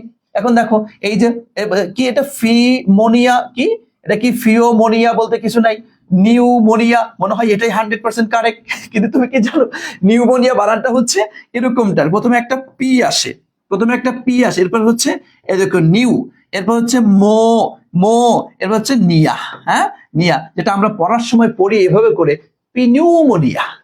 বল স্যার এটা কেন হইলো? এই কেনর এত বেশি ব্যাখ্যা নাই, হালকা কিছু ব্যাখ্যা আছে যা ক্লাসে আমরা পড়াবো ইনশাআল্লাহ। তাহলে নিউমোনিয়া বানানটা হচ্ছে এমন, দেখছো, মানে পি নিউমোনিয়া, হ্যাঁ, তোমার কাছে মনে হবে স্যার এটাই তো মানে 100% কারেক্ট, তাই না? এই দেখো নিউ, এরপরে মো, এরপরে নিয়া, আসলে এটা কারেক্ট মনে হয়, কিন্তু এটা কারেক্ট না। কারণ এই দেখো এটা কি, এটা নুই মনে, স্যার এটা না হয় বাদ দেওয়া যায়, যে এটা আসলে না, কিন্তু দেখো এই যে পি, অর্থাৎ নিউমোনিয়া বানানে প্রথমে পি আছে, এটা তোমাকে একটু মাথায় রাখতে হবে। তাই দেখো এই যে নিউমোনিয়া, তাহলে অ্যান্সার কোনটা বলো তো? ডি নাম্বারটা, তাই না? অ্যান্সার হচ্ছে ডি নাম্বারটা। ওকে, ইব্রাহিম লিখেছো আলহামদুলিল্লাহ স্যার, অনেক ভয় পাইতাম, ক্লাসটি করার পর ভয়গুলা দূর হচ্ছে, এতদিন পারি নাই, তাই এই অবস্থা, না পড়েই এইচএসসি দিচ্ছি, পরে পরীক্ষা দিলে আরো ভালো কথা, এখন আফসোস। Thank you. হ্যাঁ না ভাই, অবশ্যই 100% পারবা, আমি এতটুকু বলতে পারি, বিজনেস স্কোয়াডের প্রত্যেকটা টিচার হচ্ছে এক একটা বুলেট, তুমি এবং প্রত্যেকে আমরা 7 বছর, 8 বছর, 10 বছর, 11 বছর পর্যন্ত অভিজ্ঞতা সম্পন্ন, সো নো টেনশন, জাস্ট আমাদের সাথে লেগে থাকো। আর ইংলিশ, আমি আল্লাহ মাফ করুক আর কথা বলছি না, লেগে থাকিস, 100 পারবি ইনশাআল্লাহ ভাইয়া, ঠিক আছে? আচ্ছা দেখো এরপরে ফাইন্ড দ্য কারেক্ট স্পেলিং, কি থেকে? এই দেখো স্পেলিং থেকে প্রশ্নটি আসছে, একটু দেখো স্পেলিং থেকে প্রশ্ন। এই দেখো আমরা কি অ্যাকুয়েন্টেন্স, মানে পরিচিত ব্যক্তি যাদেরকে বলে, এই বানানটা হলো কেমন, এই যে এরকমটা আমরা যখন পড়ি আর কি, পড়বো এক, দেখো এক এক কুয়া, কুয়াইন, এক এক, এই দেখো কুয়া, কুয়া ইন, হ্যাঁ টেন্স। এই দেখো মূলত বানানটা যখন তুমি এটা দেখবা, এই দেখো আমি বললাম না যে 4 রকমের স্পেলিং থেকে 4 রকমের কিন্তু আসে। এই জায়গায় দেখো আমরা একই বানান দিস, দেখছো একই বানানের মধ্যে দেখো এটা কি ভুল, এক কোয়া ইন টেন্স, দেখো এটা কি কারেক্ট, তাহলে এটাও ভুল এটাও ভুল, অর্থাৎ 3টা ভুল দিছে একটা কারেক্ট দিয়েছে। এই দেখো তাহলে বানানটা কি এক কোয়া ইন টেন্স, দেখছো এক কোয়া ইন টেন্স, হ্যাঁ এক কোয়া ইন টেন্স। বাস যখন আমরা পড়বো স্পেলিংটা, পড়ার সময় ক্লাসেও পড়াবো, তোমরাও পড়বা, ভেঙে ভেঙে এরকম ভেঙে ভেঙে পড়বো, অর্থ পড়বো, দেখবে 100 পেরে যাবো ইনশাল্লাহ আমরা। অ্যাকোয়েন্টেন্স শব্দের অর্থ হচ্ছে, লিখে রাখো, পরিচিত ব্যক্তি। হ্যাঁ পরিচিত ব্যক্তি। 100% পারবা ভাইয়া, নো প্রবলেম, 100% পারবা, নো প্রবলেম, 100% পারবা ইনশাল্লাহ। ঠিক আছে ভাইয়া, হয়ে গেলে দেখো এরপরে চলে আসে 10 নম্বর প্রশ্ন। আফটার লসিং দ্য কম্পিটিশন, এ দেখো আফটার লসিং দ্য কম্পিটিশন, কম্পিটিশনে হারার পর, ঠকে যাওয়ার পর, রহিম ডিসাইডেড, রহিম সিদ্ধান্ত নিল, কি সিদ্ধান্ত নিল, টু থ্রো ইন দ্য তোয়েল। এই দেখো থ্রো মানে কি নিক্ষেপ করা, ইন দ্য তোয়েল মানে তোয়েলটা, তোয়ালে তোয়ালে, তোমরা তোয়ালে বলো না, তোয়ালটা নিক্ষেপ করলো। এই থ্রো, দেখো থ্রো ইন দ্য তোয়েল মানে কি জানো, আত্মসমর্পণ করা। হ্যাঁ এটা শব্দের অর্থ কি জানো, আত্মসমর্পণ, আত্মসমর্পণ করা, বা আমি সারেন্ডার করি আমরা এটা। এখন স্যার এটা মনে রাখবো কেমনে, এটা হচ্ছে একটা ইডিয়ম এন্ড ফ্রেজ। কোত্থেকে প্রশ্ন আসছে, ইডিয়ম এন্ড ফ্রেজ। দেখো ইডিয়ম এন্ড ফ্রেজ থেকে প্রশ্ন আসছে।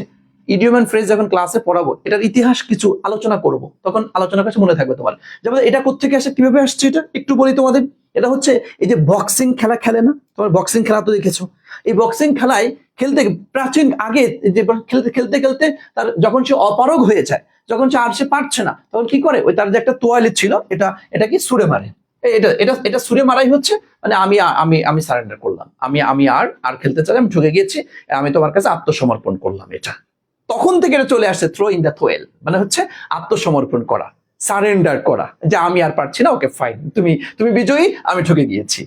বুঝতে পেরেছো? সো দেখো এই যে ইতিহাসটা একটু জানবা, ক্লাস এগুলো পড়াবো, বাস 100 পারবা। দেখো একটু খেয়াল, তাহলে এটা একটু বাংলাটা দেখো, তাহলে এই তো কমপ্লেইন মানে কি অভিযোগ করা, অ্যাবাউট দ্য সিচুয়েশন তথা পরিস্থিতি সম্পর্কে অভিযোগ করা, এটা কি মিললো না, সো এটা নিতে পারছি না। এটা গিভ আপ, গিভ আপ মানে কি ভাইয়া, ছেড়ে দেওয়া, তাই না? গিভ আপ শব্দের অর্থ হচ্ছে ছেড়ে দেওয়া। খেয়াল করো, গিভ আপ মানে কি, ছেড়ে দেওয়া।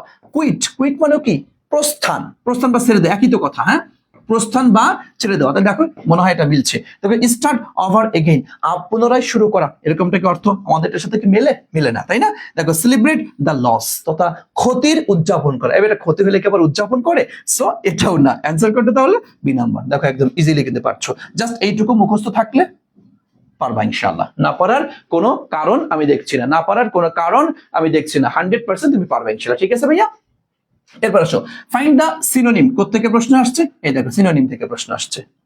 কি আসছে, কন্টেমপ্লেট। এই দেখো কন্টেমপ্লেট হচ্ছে তোমার ধ্যান করা, গভীর ভাবে চিন্তা করা। এটার অর্থ কি বলতো, গভীর ভাবে চিন্তা করা। খেয়াল করো, লার্ন, দেখো লার্ন মানে কি, আমরা জানি লার্ন শব্দের অর্থ হচ্ছে তোমার শিক্ষা করা, তাই না? লার্ন শব্দের অর্থ কি, শিক্ষা করা। আপিল মানে হচ্ছে তোমার আবেদন করা, আপিল মানে কি বলতো, আবেদন করা। দেখো পন্ডার মানে কি, ধ্যান করা, গভীর ভাবে ভাবা। হ্যাঁ দেখো ফরগেট মানে কি, ভুলে যাওয়া। এখন তুমি বলো তাহলে কোনটা হবে? হ্যাঁ ডেফিনেটলি কি হচ্ছে, এই যে পন্ডার। জাস্ট তুমি এই অর্থগুলো পারলে একদম ইজিলি অ্যান্সার করতে পারবা। আমরা যে 30 ডেজ একটা পিডিএফ দিব, ওটা পড়বা ইনশাল্লাহ, অধিকাংশ কমন পড়ে যাবে। ওকে আচ্ছা, এরপর আসো, এর পরবর্তীতে চলে যাচ্ছি আমাদের এনলিভেন। হ্যাঁ এনলিভেনে চলে যাচ্ছি। এনলিভেন মানে কি জানো, এনলিভেন এটা কি চেয়েছে, এটা অ্যান্টোনিম চেয়েছে। কি চেয়েছে ভাইয়া, অ্যান্টোনিম চেয়েছে। দেখো এনলিভেন শব্দের অর্থ হচ্ছে আনন্দ করা। কি করা বলতো, আনন্দ করা। দেখো ডিপ্রেস মানে কি, হতাশা, তাই না? এই দেখো হতাশা। ইমাজিন মানে কি, কল্পনা করা, এটা আমরা জানি, কল্পনা করা। ওকে অ্যাকোস্ট মানে যে কাছে এসে কথা বলা। হ্যাঁ কাছে চলে আসা, কাছে চলে এসে কথা বলি আমরা যখন, হ্যাঁ এরকমটা, কাছে চলে আসা, কাছে এসে কথা বলা। রিফ্রেন মানে হচ্ছে বিরত থাকা। রিফ্রেন মানে কি, বিরত থাকা। এখন তুমি বলো এটার অ্যান্টোনিম তথা বিপরীত। অ্যান্টোনিম তথা কি বলতো, বিপরীত। হ্যাঁ বিপরীত। আর সিনোনিম মানে কি, সিনোনিম মানে হচ্ছে সমার্থক, তাই না? সিনোনিম মানে হচ্ছে সমার্থক, আর অ্যান্টোনিম মানে হচ্ছে বিপরীত অর্থ। তাহলে বিপরীত কোনটা হয়, দেখো আনন্দ করা এর বিপরীত কি? কল্পনা করা, হতাশা করা, কাছে চলে এসে কথা বলা, বিরত থাকা, কি হবে? Definitely depress. তাহলে তুমি একদম ইজিলি কিন্তু ধরতে পারছো, বুঝতে পারছো, তাই না ভাইয়া? ওকে, থ্যাংক ইউ সো মাচ, আলহামদুলিল্লাহ। আশা করছি তোমরা এটা একদম ধরতে পেরেছো, বুঝতে পেরেছো, তাই না? ওকে, মাশাআল্লাহ, আলহামদুলিল্লাহ। সো চলো আমি এখন তোমাদেরকে একটা গ্লান্স একটু দেখাই। দেখো কোন কোন টপিক থেকে প্রশ্নগুলি আসছে। তোমার অনেক প্রশ্ন করো না, স্যার ঢাকা ইউনিভার্সিটি আমি তো পরীক্ষা দিব, তো আমি কোন কোন টপিকগুলি পড়বো, স্যার আমাকে একটু বলেন। সেই টপিকগুলি আমি তোমাদেরকে একটু দেখাই দিচ্ছি, মনে হচ্ছে তোমরা একটু লিখবা। আমি এখন জাস্ট টপিক বলবো, তোমরা লিখে ফেলবা। দেখো এই যে প্রথম এই টপিকটা কোন টপিক থেকে আসছে, দেখো আমি লিখে দিয়েছি ডিগ্রি থেকে। হ্যাঁ, degree plus meaning, degree plus কি থেকে আসছে?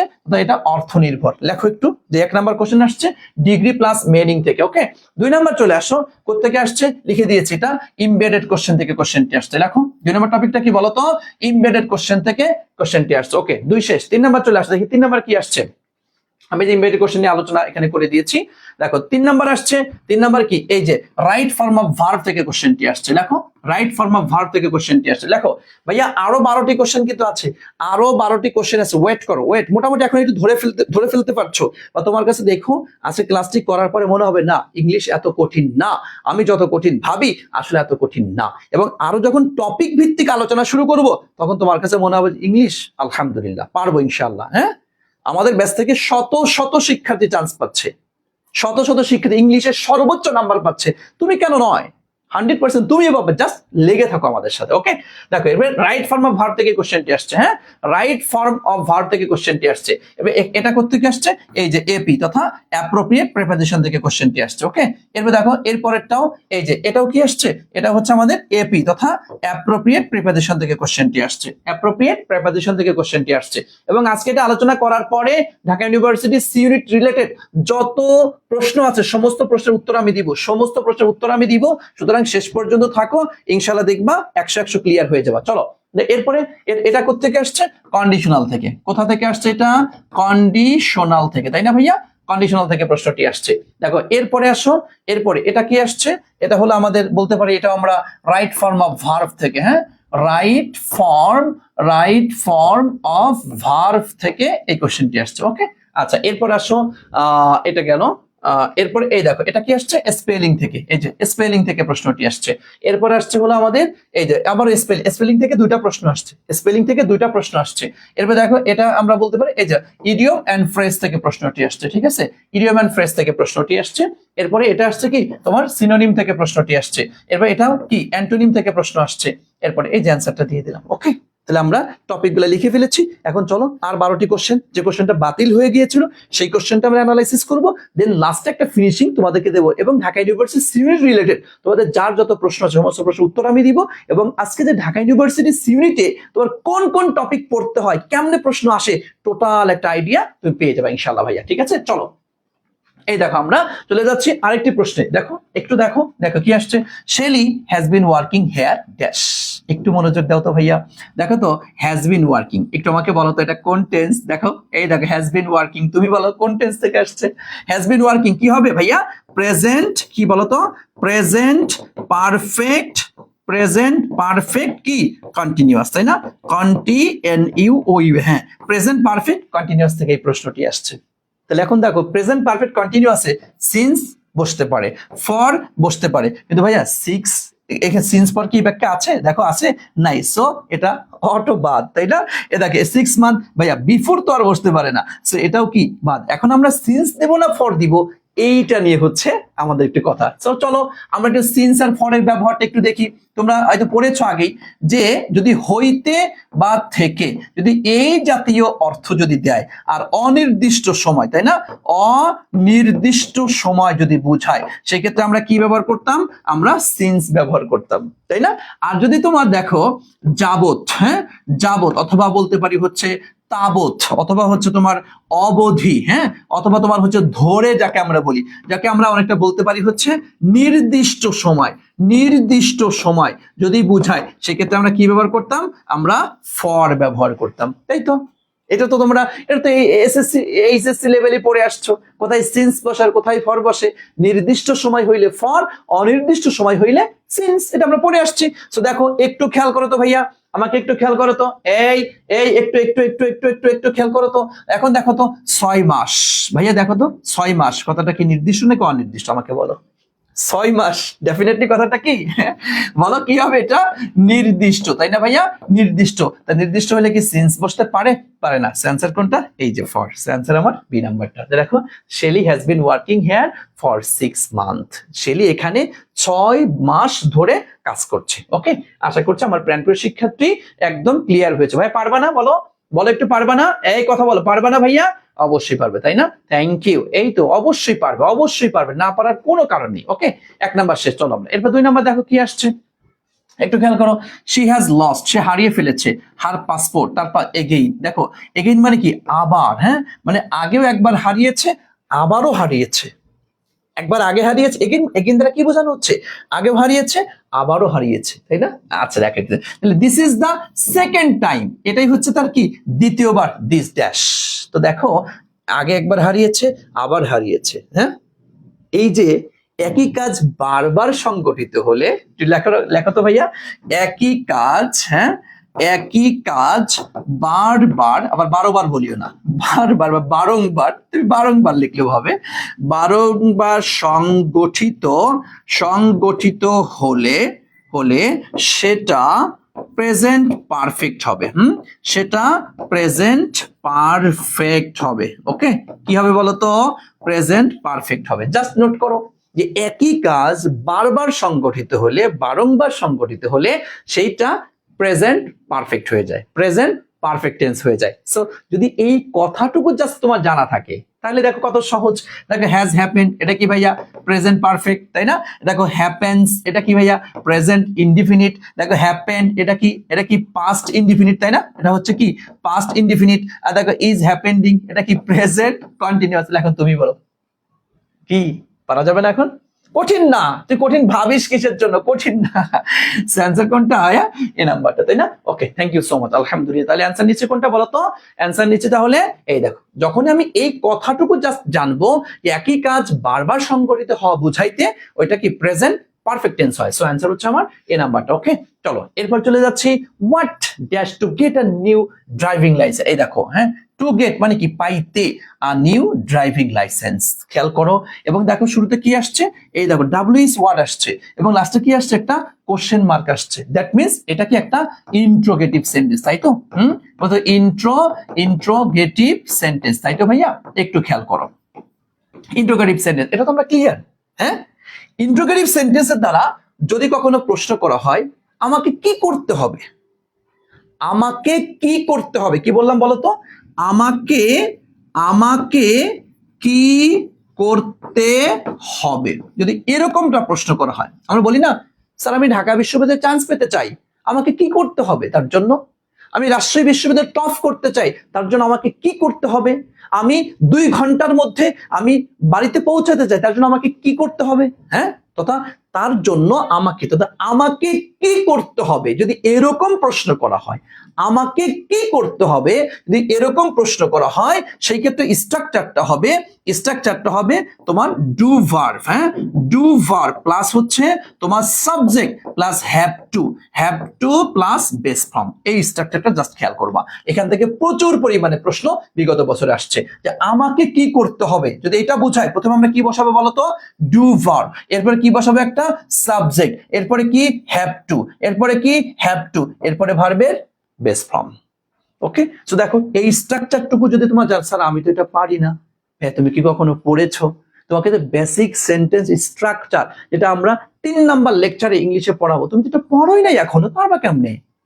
তুমি দেখো একটা জিনিস খেয়াল করবা, তোমরা খুব মনোযোগ দিয়ে এই কথাটা আমার শোনো। দেখো অ্যাকাউন্টিং, ম্যানেজমেন্ট, বাংলা, ফিনান্স বা মার্কেটিং, তোমার যে সাবজেক্টগুলি ইন্টারমিডিয়েটে ছিল ওইটার সাথে ভার্সিটি অ্যাডমিশন টেস্টেও অনেকাংশে মিল আছে। গতকাল রিয়াজ স্যার ক্লাস নিয়েছে, তোমরা দেখেছো, মিলে অনেক মিল আছে। তোমার যে সমন্বয়, দাখিলা, জাবেদা, এটা ওটা এগুলো আছে, কিন্তু ইংলিশের ক্ষেত্রে একটু ব্যতিক্রম। ইংলিশে তুমি যে ইন্টারমিডিয়েটে যে গ্রামারগুলি পড়েছো, ভার্সিটি অ্যাডমিশনে এসে মানে এর বেশ কিছু গ্রামার ওগুলোও আছে মোটামুটি, তো অধিকাংশ গ্রামার হচ্ছে একটু অন্য, একটু ভিন্ন, যেগুলো তোমার নামই শুনো নাই। যেমন দেখো কন্ডিশনাল, এটা ছিল তোমাদের কমপ্লিটিং সেন্টেন্সের মধ্যে ছিল, কিন্তু কন্ডিশনাল নামে আলাদা একটা টপিক এরকম কিন্তু ছিল না তোমাদের।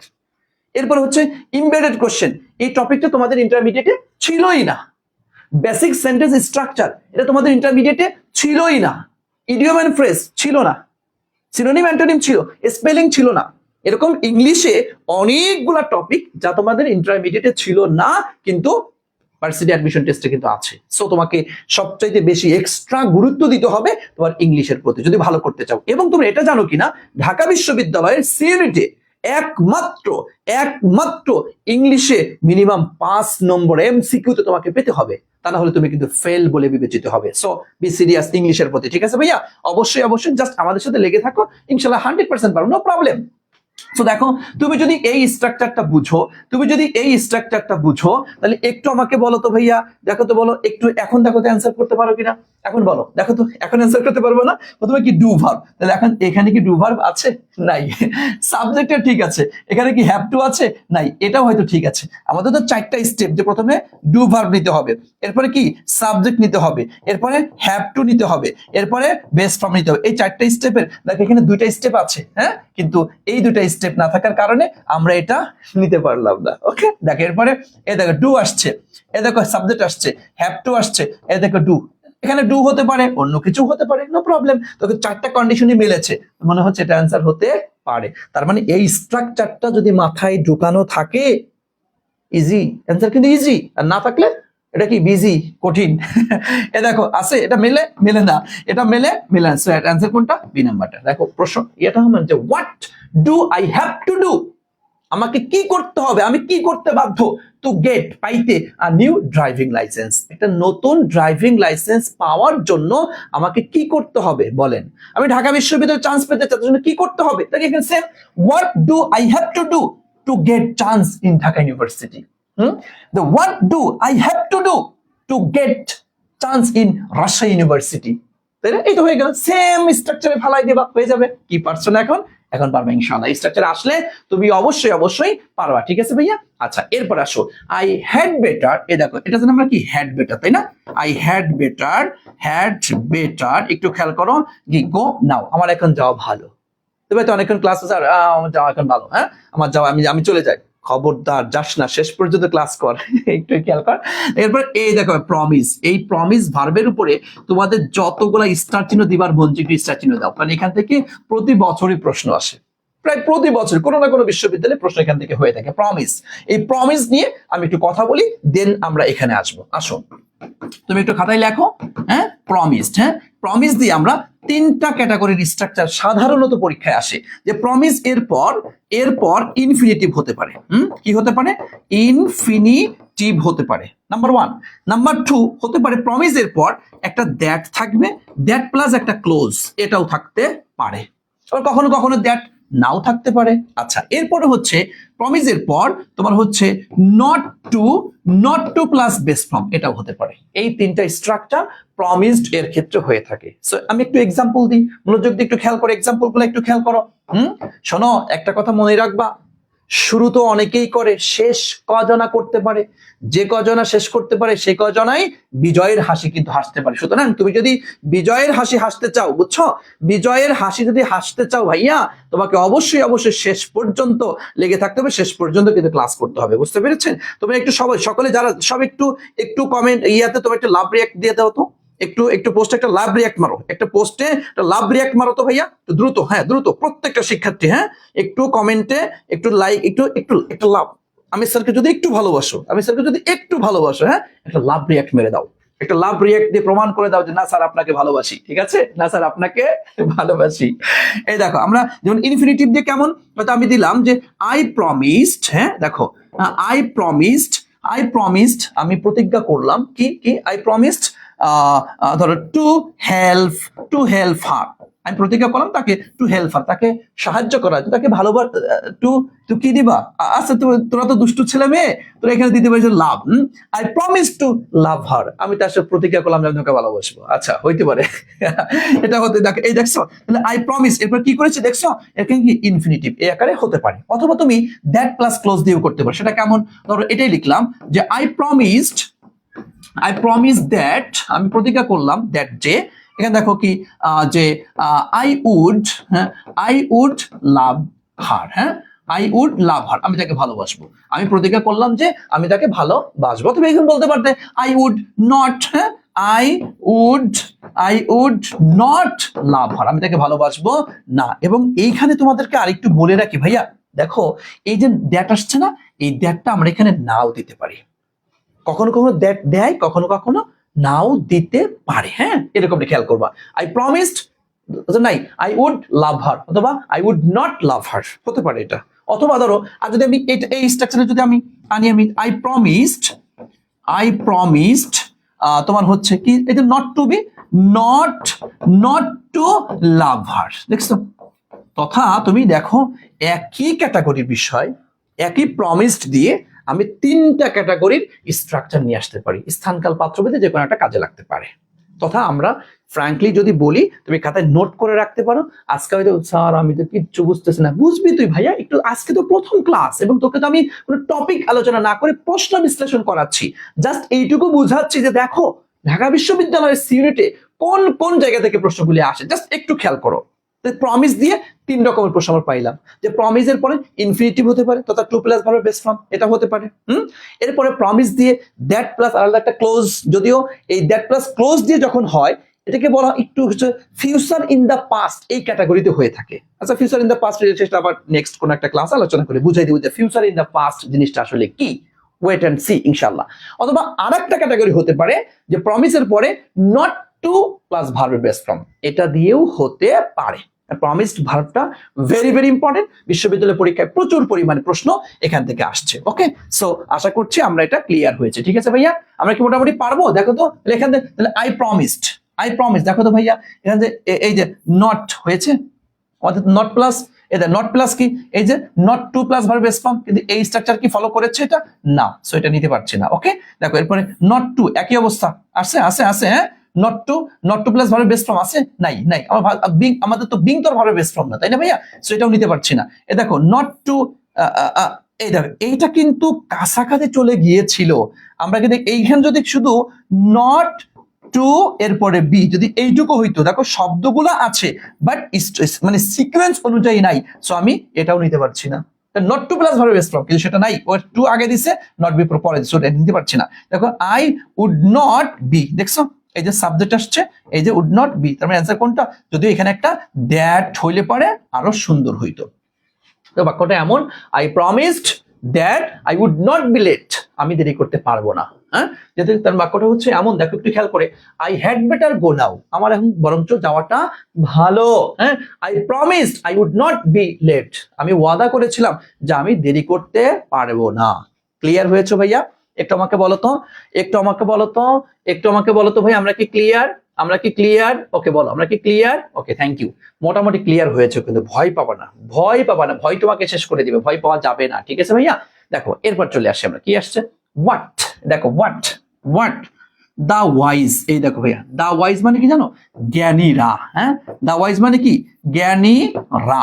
দেখো নর্মালি ওয়াইজ মানে হচ্ছে জ্ঞানী, ওয়াইজ মানে কি? জ্ঞানী। হ্যাঁ, এটা হচ্ছে একটা অ্যাডজেক্টিভ, এটা কি বলতো? এটা হচ্ছে একটা অ্যাডজেক্টিভ। তা এই অ্যাডজেক্টিভের পূর্বে যদি কখনো দা ব্যবহার করা হয় তখন এটা প্লুরাল কমন নাউন হয়ে যায়। কি হয়ে যায় বলতো? Plural common noun. হ্যাঁ, প্লুরাল কমন নাউন হয়ে যাবে এটা। সেটা কেমন দেখো, তোমাদের কিছু এক্সাম্পল দেখাই। দেখো শুধু ওয়াইজ মানে কি বললাম? জ্ঞানী। হ্যাঁ, আর যখন আমি বলছি দা ওয়াইজ তখন বলতে হবে জ্ঞানীরা। সেম স্টাইলে আমি তোমাকে বললাম ইন্ডাস্ট্রিয়াস। হ্যাঁ, ইন্ডাস্ট্রিয়াস মানে হচ্ছে পরিশ্রমী। হ্যাঁ, পরিশ্রমী, খেয়াল করো পরিশ্রমী। আর যদি আমি বলি দা ইন্ডাস্ট্রিয়াস তখন বলতে পরিশ্রমী রা। বললাম যে আইডিয়ালি, হ্যাঁ, আইডিয়াল, আইডিয়াল মানে হচ্ছে অলস, আইডিয়াল না ভাইয়া, আইডিয়াল, আইডিয়াল মানে কি অলস, অলস। তখন বলছি দা আইডিয়াল, তখন বলতে হবে অলসে রা। তথা এই যে অ্যাডজেক্টিভ অফ কোয়ালিটি যাকে আমরা বলি, স্যার আমি তো এটা পারি না, তা তুমি কি পড়েছো যে পারবা? তোমাকে জাস্ট দেখাচ্ছে, দেখো বিশ্ববিদ্যালয়ে ভর্তি প্রশ্নে এই জায়গা থেকে প্রশ্নগুলি আসে, এগুলি ক্লাসে তোমাকে পড়াবো, নো প্রবলেম, ভয় পাওয়ার কোনো কারণ নেই, ঠিক আছে? তো দেখো তাহলে অ্যাডজেক্টিভ অফ কোয়ালিটি, তার আগে যদি আমরা দা ব্যবহার করি তো সেটা প্লুরাল কমন নাউন হয়ে যায়। ওয়াইজ জ্ঞানী, দা ওয়াইজ জ্ঞানীরা। আইডিয়াল অলস, দা আইডিয়াল অলসেরা। ইন্ডাস্ট্রিয়াস পরিশ্রমী, দা ইন্ডাস্ট্রিয়াস পরিশ্রমীরা। বুঝতে পেরেছো? দেখো তাহলে এই জায়গাটাতে একটু খেয়াল করে দেখো, হ্যাঁ, এই তো দা ওয়াইজ, দেখো দেখো দেখো, হোয়াট দা ওয়াইজ, জ্ঞানীরা যা করে, দেখো do in the beginning, beginning মানে কি শুরু, তাই না? শুরুতে জ্ঞানীরা, জ্ঞানীরা শুরুতে যা করে, জ্ঞানীরা শুরুতে যা করে, শুরুতে যা করে, দেখো ফুলস, ফুলস মানে কি বোকা, বোকারা ডু, দেখো এই যে ইন, শেষে তা করে, শেষে তা করে, হ্যাঁ। দেখো সেক্ষেত্রে আমরা দেখো বাই দা ইন্ড হতে পারে, অ্যাট দা ইন্ড হতে পারে, ইন দা ইন্ড হতে পারে, কিন্তু শেষে, শেষে বোঝাইতে একটু লিখে রাখতে পারো, এখানে আমি এইখানে লিখে দিচ্ছি, কোথায়, আচ্ছা এখানে লিখে, শেষে বোঝাইতে লেখো অ্যাট দা ইন্ড, শেষে বোঝাইতে, শেষে বোঝাতে, শেষে বোঝাতে কি লিখবে বলতো? At the end, at the end. তথা জ্ঞানীরা শুরুতে যা করে, বোকারা শেষে তা করে। এই যে যেমন দেখো তোমরা যারা আছো আলহামদুলিল্লাহ, এখনো ক্লাসে লেগে আছো আলহামদুলিল্লাহ, একদম শেষ পর্যন্ত লেগে থাকবা, তার মানে কি তোমরা আর বোকারা দেখে শেষে যা করবে না, জ্ঞানীরা শুরুর থেকে, একদম শুরুর থেকে লেগে থাকবো। ঢাকা বিশ্ববিদ্যালয়ে পরীক্ষা দেবো, আমি একদম শুরুর থেকেই 100-তে 100 লেগে থাকবো, ঠিক আছে ভাইয়া? তাহলে এখন দেখো what the wise do in the beginning, জ্ঞানীরা শুরুতে যা করে, ফুলস ডু কি, তাহলে কি বলতো? অ্যাট দ্য ইন্ড, বোকারা শেষে তা করে। তাহলে অ্যাট দ্য ইন্ড মানে কি শেষে, অ্যাট দ্য ইন্ড মানে শেষে। ওকে, তাহলে অ্যান্সার নিচ্ছি আমরা কি? তাহলে এটা কি প্রিপোজিশন থেকে প্রশ্ন, এই যে অ্যাপ্রোপ্রিয়েট প্রিপোজিশন। ওকে ঠিক আছে, থ্যাংক ইউ সো মাচ, আলহামদুলিল্লাহ, আশা করছি তোমরা এটা ক্লিয়ার হয়েছো, বুঝতে পেরেছো। আসেন এ দেখো মালিহা গুড, ভাইয়া গুড অ্যাট, গুড অ্যাট মানে কি জানো? দক্ষ, গুড অ্যাট মানে হচ্ছে দক্ষ। তাহলে মালিহা টেনিসে দক্ষ, এটাও কি তাহলে আমাদের এপি তথা অ্যাপ্রোপ্রিয়েট প্রিপোজিশন থেকে প্রশ্ন আসছে। সো আমরা অ্যাবাউট নিতে পারছি না, ইন নিতে পারছি না, তাহলে অ্যানসার নিব কোনটা? অ্যাট। ওকে, তাহলে অ্যানসার নিব কোনটা বলো তো? তাহলে অ্যানসার নিব কোনটা? অ্যাট। ওকে, বুঝতে পেরেছেন, বুঝতে পেরেছেন, বুঝতে পেরেছেন ভাইয়া? ওকে ওকে ভাইয়া, আশা করি বুঝতে পেরেছেন, ক্লিয়ার। তাহলে কি হবে বলো তো? হ্যাঁ, টেনিস অ্যাট, টেনিস তোমার হচ্ছে গুড অ্যাট, গুড অ্যাট, তাই না? Good at.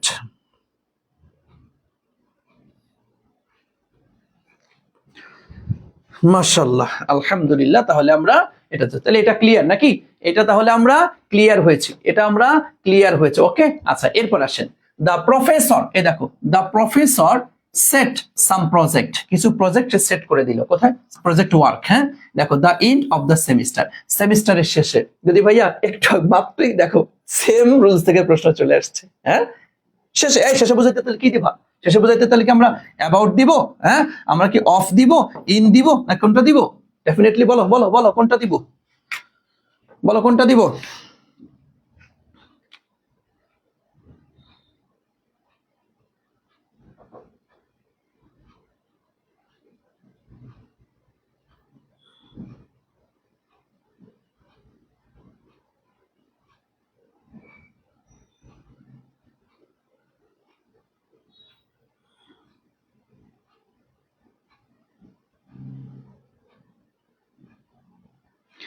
ওকে, তাহলে আমরা আমরা কি দিব বলো তো? Thank you. তাহলে অ্যান্সার নিচ্ছি আমরা, হ্যাঁ হ্যাঁ হ্যাঁ হ্যাঁ, ওকে। তাহলে কি নিব অ্যান্সার বলতো? এট দ্য এন্ড, তাই না? At the end of the semester. Okay, চলে আসেন এরপরে, এরপর চলে আসেন, আমরা চলে যাচ্ছি এরপরে 8 নম্বর প্রশ্ন। দেখো কি আসছে, স্টপ ডুইং রং থিংস, হ্যাঁ, খারাপ জিনিস করা বাদ দাও। ভাই যা ভুলটুল উল্টাপাল্টা করছে এগুলো করি না, বাদ দাও বাদ দাও, এগুলো বাদ দাও বাদ দাও। এরপর কি, এই দেখো লেস্ট আসছে, লেস্ট দিয়ে পড়েছো না? এই বোকা ছেলে, লেস্ট দিয়ে পড়েছো না? এই দেখো লেস্ট দিয়ে আমরা যদি একটা জিনিস দেখি, এই দেখো লেস্ট, লেস্টের পরে কি কথা ছিল? লেস্ট সাবজেক্ট, এরপরে দেখো এরপরে শুড হতে পারে, অথবা এরপরে হচ্ছে তোমার মাইট হতে পারে, অথবা এরপরে তোমার হচ্ছে উড হতে পারে, আর যেই হোক না কেন এরপরে ভার্বে বেস ফর্ম। এটা তোমরা ইন্টারমিডিয়েট পড়ে এসছো, এবং আমি শর্টকাটে বারবার পড়াতাম lest should, lest should, lest should, lest should. এবং একটু জিনিস, আরেকটা জিনিস তোমরা খেয়াল করো, তোমরা একটু সিকোয়েন্সটা এখানে খেয়াল করবা। লেস্টের পরে একটা সাবজেক্ট, এরপরে 1 নাম্বার হচ্ছে শুড। ধরো এখানে 3, যদি 3টাই থাকে তাহলে কি করব? 1 নাম্বারে শুড, শুড থাকলে অন্য কোনো কিছু দেওয়া যাবে না। যদি শুড না থাকে 2 নাম্বারে হচ্ছে মাইট, মাইট থাকলে আর কিছু দেওয়ার দরকার নেই। 3 নাম্বার হচ্ছে উড। বুঝতে পেরেছো? হ্যাঁ, এটা এটা এটা এটা খেয়াল করবা। হ্যাঁ, যদিও অনেকে আবার এটাকে 2 নাম্বার দেয়, অনেকে এটাকে 2 নাম্বার দেয়, এটাকে 3 নাম্বার দেয়, কিন্তু না, আমার কাছে মনে হয় এটা হচ্ছে best way. 1 number should, 2 number might, 3 number would. Okay, so যদি এটা বুঝে থাকো, যদি এটা বুঝে থাকো,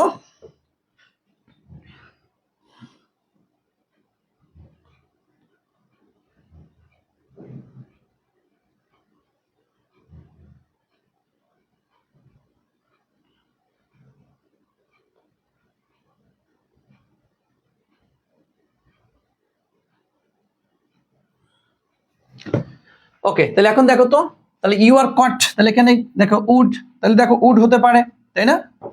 এ দেখো উড হতে পারে, উড হতে পারে। ভাইয়া উইল তো আর হতে পারে না। এ দেখো মাইট হতে পারে, মে তো আর হতে পারে না। সো এই দুটোতে এমনি কাটা। এখন দেখো তাহলে সিকোয়েন্স অনুযায়ী এই দেখে, তাহলে এটা আমাদের অ্যান্সার, রাইট? তাহলে এইটা নিতে পারছি না। তবে যদি এটা না থাকতো, যদি এটা না থাকতো এটা অ্যান্সার নিতাম। তাহলে অ্যান্সার কোনটা? সি নাম্বারটা। বুঝতে পেরেছো? তাহলে অ্যান্সার কোনটা বলো তো? তাহলে অ্যান্সার কোনটা একটু আমাকে বলো তো, একটু আমাকে বলো। তাহলে অ্যান্সার কোনটা? একটু দ্রুত বলো। তাহলে অ্যান্সার কোনটা? অ্যান্সার কোনটা হবে? অ্যান্সার কোনটা হবে? দ্রুত বলতে হবে, দ্রুত বলতে হবে অ্যান্সার কোনটা তাহলে। Thank you. বুঝতে পেরেছেন? বুঝতে পেরেছেন তাহলে? আলহামদুলিল্লাহ, আলহামদুলিল্লাহ। আশা করছি, এই যে দেখছো, কঠিন না, কঠিন না, কঠিন বলিস না, কঠিন বলিস না। এরপর দেখো, এবার কি আসছে? The performance of our players. দেখো আমাদের প্লেয়ারের পারফরমেন্স ওয়াজ রেদার, ছিল বরং কি ওর্স। দেখো তো ওর্স এটা কার থেকে আসছে? এই দেখো ব্যাড, ব্যাডের কম্পারেটিভ হচ্ছে তোমার ও, ডাব্লিউ ও আর এস, ওর্স, ওর্সড, ডাব্লিউ ও আর এস টি। হ্যাঁ, ব্যাড ওর্স, ওর্সড, ব্যাড ওর্স, ওর্সড। যেমন তুমি পড়েছো, পড়ে মনে পড়ে কিনা দেখো তো, এই যে গুড, গুডের কি? গুড, বেটার, বেটার কি পড়েছো? বেস্ট, তাই না? Good, better, best, good, better, best. তাহলে ব্যাড ওর্স, ও খবরদার ব্যাড, ব্যাডার, ব্যাডেস্ট কিন্তু না। এবং কম্পারেটিভ ডিগ্রিতে ভাইয়া দ্যাট বসে নাকি দেন বসে? হ্যাঁ, দেন বসে, খবরদার দেন কিন্তু না, দেন, দেন, টিএইচ এ এন। কম্পারেটিভ আমরা জানি সবসময় কম্পারেটিভ ডিগ্রিতে দেন বসে, ওকে, দ্যাট না, দেন। তো সেই ক্ষেত্রে এখানে কি ব্যাড বলছে? দেখো the performance of our players, আমাদের প্লেয়ারদের কর্মক্ষমতা, দেখো ওয়াজ রেদার ছিল বরং, ওর্স দেন মানে খারাপ ছিল। আই হ্যাড এক্সপেক্টেড, আমি যতটুকু প্রত্যাশা করেছিলাম, মানে আমার প্রত্যাশার থেকেও খারাপ ছিল। দ্যাট মিনস দুটা কি কম্পারেটিভ, কম্পেয়ার করেছে, কম্পারেটিভ ডিগ্রি। তো সেই ক্ষেত্রে আমরা তো এই কম্পারেটিভ ডিগ্রিতে ব্যাড তো কখনো কম্পারেটিভ ডিগ্রিতে বসতে পারে না, এটা কি পজিটিভ, তাই না ভাইয়া? এটা কি? এটা হচ্ছে পজিটিভ ডিগ্রি। সো আমি এটা নিতে পারছি না। দেখো ওর্স দেন, ওকে ঠিক আছে, আই হ্যাড এক্সপেক্ট মনে হচ্ছে এটাই ঠিক আছে। দেখো ওর্স দেন দিল, এখানে সাবজেক্ট ভার্ব এটা ক্লোজ কই আছে? এটা নাই, সো এটা নিতে পারছি না। দেখো ওর্স দেন, ওকে ঠিক আছে, এই দেন ভার্বে কিন্তু সাবজেক্ট কই আছে? এখানে নাই। সো অ্যান্সার কোনটা? বি নাম্বারটা। ক্লিয়ার? বুঝতে পেরেছো? অনেকে তো বলে সঠিক উত্তর একাধিক থাকলে প্রথমটা বেশি গুরুত্ব দেয় প্রশ্নকর্তা, আসলে কোনটা সঠিক হবে এটা নিয়ে চিন্তিত।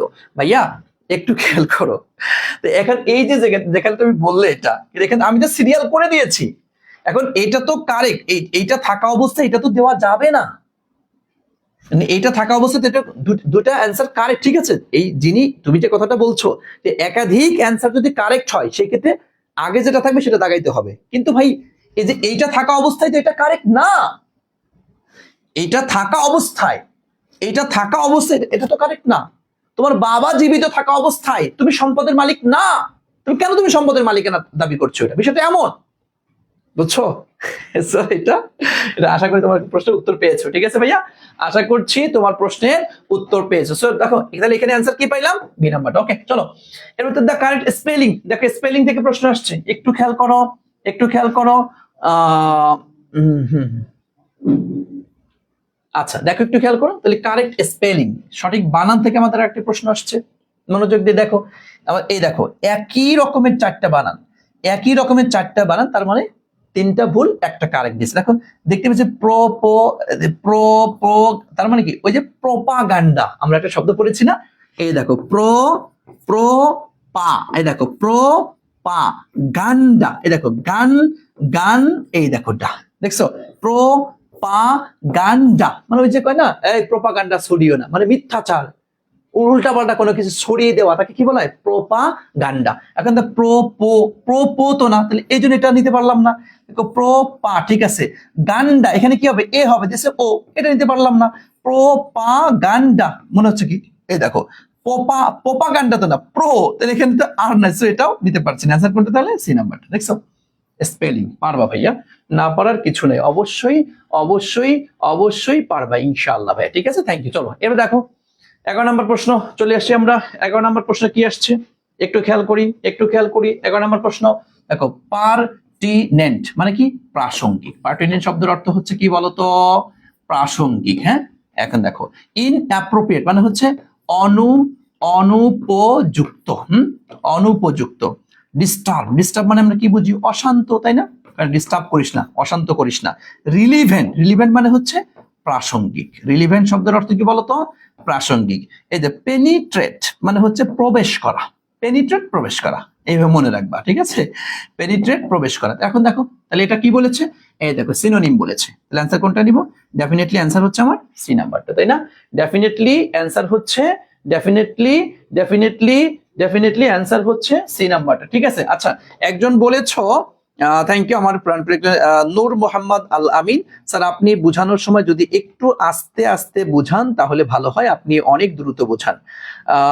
বেসিক থেকে শুরু করলে আস্তে করেই পড়ায়, সেটা তো ভালো। হ্যাঁ হ্যাঁ, এটা আসলে হয় কি দেখো, এখন তো প্রশ্ন বিশ্লেষণ করাচ্ছি তো একটু যাচ্ছি আর কি, তো সমস্যা নেই, ঠিক আছে, তুমি বলেছো, ধন্যবাদ। আমি আরো একটু স্লো যাওয়ার চেষ্টা করবো। আর অনেকে আবার এখানে আবার কিছু সমস্যাও আছে, কেউ আসতে গেলে স্যার অ্যাডমিশনের ক্লাস এত স্লো, এটা হয় স্যার?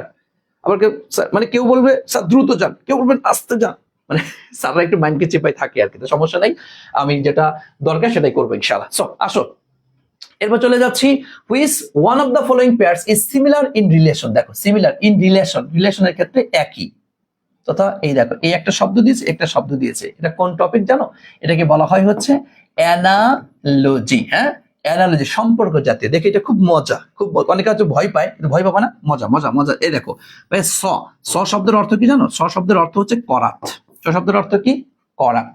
কার্পেন্টার মানে হচ্ছে কাঠ মিস্ত্রি, খেয়াল করিও, কার্পেন্টার মানে কি? কাঠ মিস্ত্রি। দেখো তো করাত কাঠ মিস্ত্রি, তথা কাঠ মিস্ত্রি করাত দিয়ে কি কাটাকাটি করে। তাহলে তোমাকে প্রশ্নের মধ্যে জানতে চাচ্ছে কাঠমিস্ত্রি যেরকম করাত দিয়ে কিছু কাটাকাটি করে, তুমি আবার এখানে এটা বুঝো না ভাইয়া, আমরা তো পড়েছিলাম সির পাস্ট টেন্স হচ্ছে স, সিন। খবরদার এই স ওইটা না, স্যার এটা বুঝবে কেবল, এই যে পড়বা, পড়ে জানতে পারবা, বুঝতে পারবা।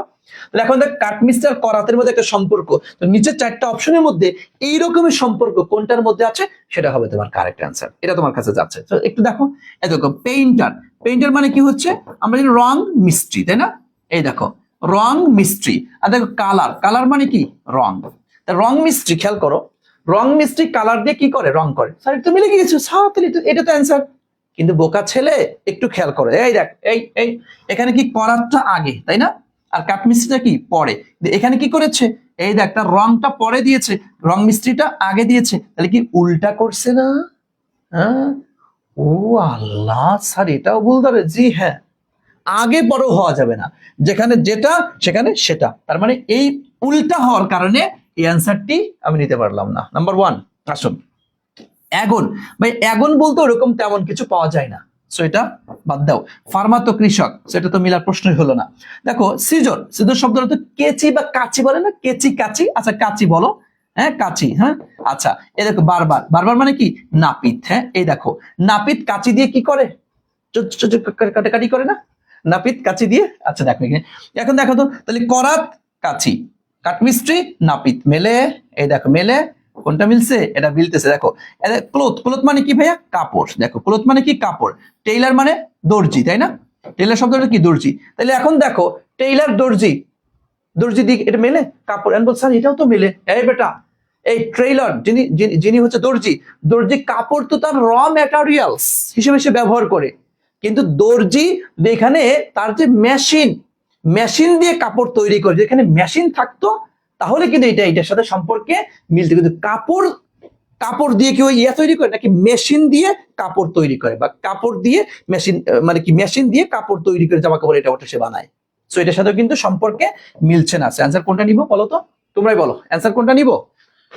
হ্যাঁ, ওকে। প্রোপাগান্ডা অর্থ কি ভাইয়া? প্রোপাগান্ডা শব্দের বিভ্রান্তিকর বা পক্ষপাত দুষ্ট তথ্যের প্রচার। বিভ্রান্তিকর বা পক্ষপাত দুষ্ট তথ্য প্রচার করা তাকে প্রোপাগান্ডা বলা হয়। ঠিক আছে, এটা কি বুঝতে পেরেছেন? বলেন, এটা কি বুঝতে পেরেছেন? কথা বলো, এটা কি বুঝতে পেরেছো? এটা কি অ্যানালজি দেখে প্রশ্ন। সো চলো আমি তোমাদেরকে একদম একটা একটা করে দেখিয়ে দিই যে আমাদের টোটাল মিলে কোন কোন টপিক থেকে আমাদের তাহলে প্রশ্ন আসলো, আমাদের কোন কোন টপিক থেকে প্রশ্ন আসলো সেটা আমরা একটু দেখি। চলো আমরা একটু সেই সমস্ত টপিকগুলো খেয়াল করে ফেলি। ঠিক আছে, আসো। একটা কি তোমার অ্যানালজি থেকে প্রশ্ন, ওকে। আচ্ছা, এটা কি সিনোনিম থেকে প্রশ্ন পাইলাম আমরা। এরপর কি আসছে? স্পেলিং থেকে প্রশ্ন আসছে। এরপর হচ্ছে তোমার এটা আসছে আমাদের ডিগ্রি থেকে প্রশ্ন, এটা হচ্ছে আমাদের ডিগ্রি থেকে প্রশ্ন, ওকে। আচ্ছা, এরপর আসো, এরপর পাইলাম এটা হচ্ছে লেস্টকে আমরা ধরতে পারি হচ্ছে কমপ্লিটিং সেন্টেন্সও ধরতে পারো, রাইট ফর্ম অফ ভার্বও ধরতে পারো। তাহলে এটা রাইট ফর্ম ভার্ব মধ্যেই ধরো, তোমার রাইট ফর্ম অফ ভার্ব ধরো এটার মধ্যেই, যে এখান থেকে আসছে আমাদের প্রশ্ন, ওকে। আচ্ছা, এরপর আসো দেখছি আমরা এখানে কি আসছে, এখানে হচ্ছে এপি তথা হচ্ছে আমাদের অ্যাপ্রোপ্রিয়েট প্রিপোজিশন থেকে প্রশ্ন, ওকে। এরপরে এটাও কি এপি তথা অ্যাপ্রোপ্রিয়েট প্রিপোজিশন থেকে প্রশ্নটি আসছে। এরপরে দেখো এটা কোন টপিক থেকে, এটা ওই যে আমাদের এপি, তাই না? এপি তথা হচ্ছে অ্যাপ্রোপ্রিয়েট প্রিপোজিশন থেকে প্রশ্নটি আসছে।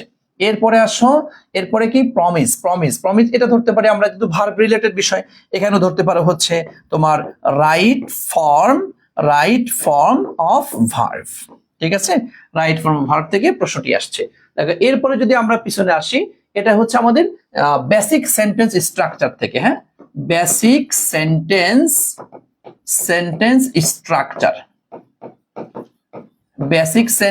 স্ট্রাকচার থেকে এই প্রশ্নটি আসছে, ওকে। Basic sentence structure.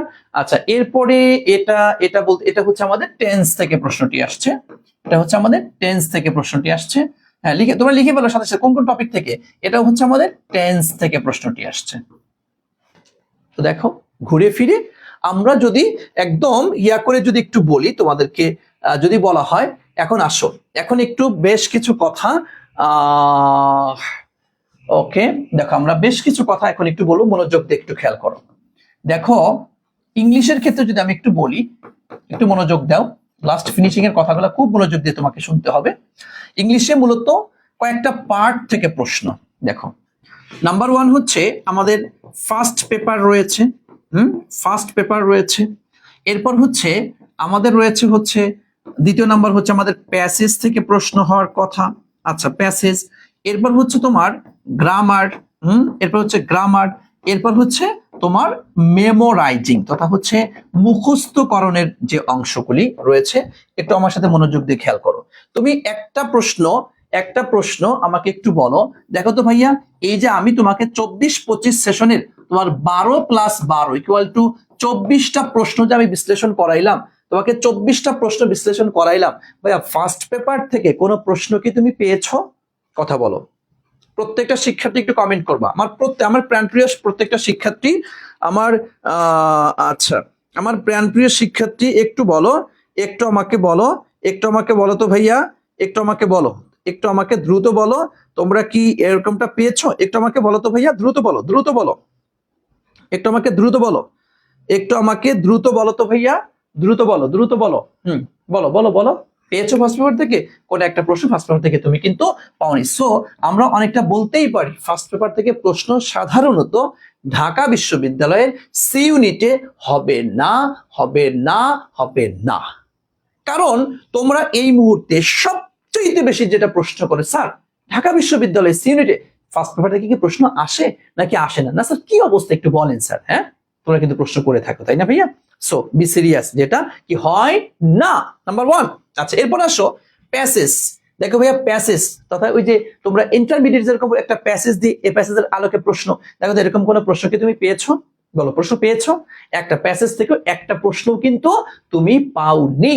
সুতরাং আমি বলতে পারি প্যাসেজ থেকেও কি প্রশ্ন হবে না। কথা ক্লিয়ার? আচ্ছা, এরপর আসো, তুমি কোথা থেকে পেয়েছো? গ্রামারের মধ্যে পেয়েছো। এই দেখো ভাইয়া, গ্রামারের মধ্যে আমি যদি হাতে গোনা তোমাকে যদি একটু বলি, গ্রামারের মধ্যে দেখো, গ্রামারের মধ্যে তোমাদেরকে দেখে তুমি হাতে গোনা ভাইয়া কয়টা গ্রামার তুমি পেয়েছো। দেখো টেন্স পাইলা, তারপর হচ্ছে রাইট ফর্ম অফ ভার্ব পাইলা, কন্ডিশনাল পাইলা, এমবেডেড কোশ্চেন পেয়েছো, তারপর কি তোমার এই যে হাতে গোনা সর্বোচ্চ গেলে ভাই তুই বিশ্বাস কর 10 থেকে 12টা গ্রামার, 10 থেকে 12টা গ্রামার থেকে প্রতি বছর ঢাকা বিশ্ববিদ্যালয়ে ঘুরে ফিরে প্রশ্ন করে গ্রামার। আচ্ছা এরপর আসো মেমোরাইজিং। ভাই মেমোরাইজিং এর মধ্যে সব মিলিয়ে 9টি পার্ট হয়। আমি যদি তোমাদেরকে একটু দেখাই, একটা হচ্ছে তোমার সিনোনিম, 2 নাম্বার হচ্ছে তোমার অ্যান্টোনিম, অ্যান্টোনিম, 3 নাম্বার হচ্ছে তোমার হলো প্রেপোজিশন, হ্যাঁ প্রেপোজিশন, এরপর হচ্ছে 4 নাম্বার তোমার স্পেলিং, এরপর হচ্ছে রয়েছে তোমার হচ্ছে অ্যানালজি, অ্যানালজি, তারপর হচ্ছে 6 নাম্বারে রয়েছে হচ্ছে তোমার ইডিয়ম অ্যান্ড ফ্রেজ, হ্যাঁ ইডিয়ম অ্যান্ড ফ্রেজ, তারপর হচ্ছে 7 নাম্বার রয়েছে গ্রুপ ভার্ব রয়েছে, 8 নাম্বার রয়েছে তোমার ওয়ান ওয়ার্ড সাবস্টিটিউশন, হ্যাঁ সাবস্টিটিউশন, হ্যাঁ সাবস্টিটিউশন। এরপরে 9 নাম্বার রয়েছে হলো তোমার বলতে পারি প্রোভার্ব, হ্যাঁ প্রোভার্ব এন্ড ট্রান্সলেশন, হ্যাঁ ট্রান্সলেশন। একটু খেয়াল করো এই 9টা পার্ট। তার মধ্যে তুমি দেখো তো ভাইয়া, একটু মনোযোগ দাও, আমাদেরকে একটু মনোযোগ দাও। সিনোনিম থেকে প্রশ্ন পেয়েছো না? মানে 100% পড়তে হবে এটা। সিনোনিম থেকে প্রশ্ন কিন্তু প্রতিবারই হয়েছে। দেখো অ্যান্টোনিম থেকে প্রশ্ন হয়েছে, প্রেপোজিশন থেকে একাধিক প্রশ্ন হয়েছে, তাই না ভাইয়া? দেখছো খেয়াল করে, একাধিক প্রশ্ন কিন্তু প্রেপোজিশন থেকে হয়েছে।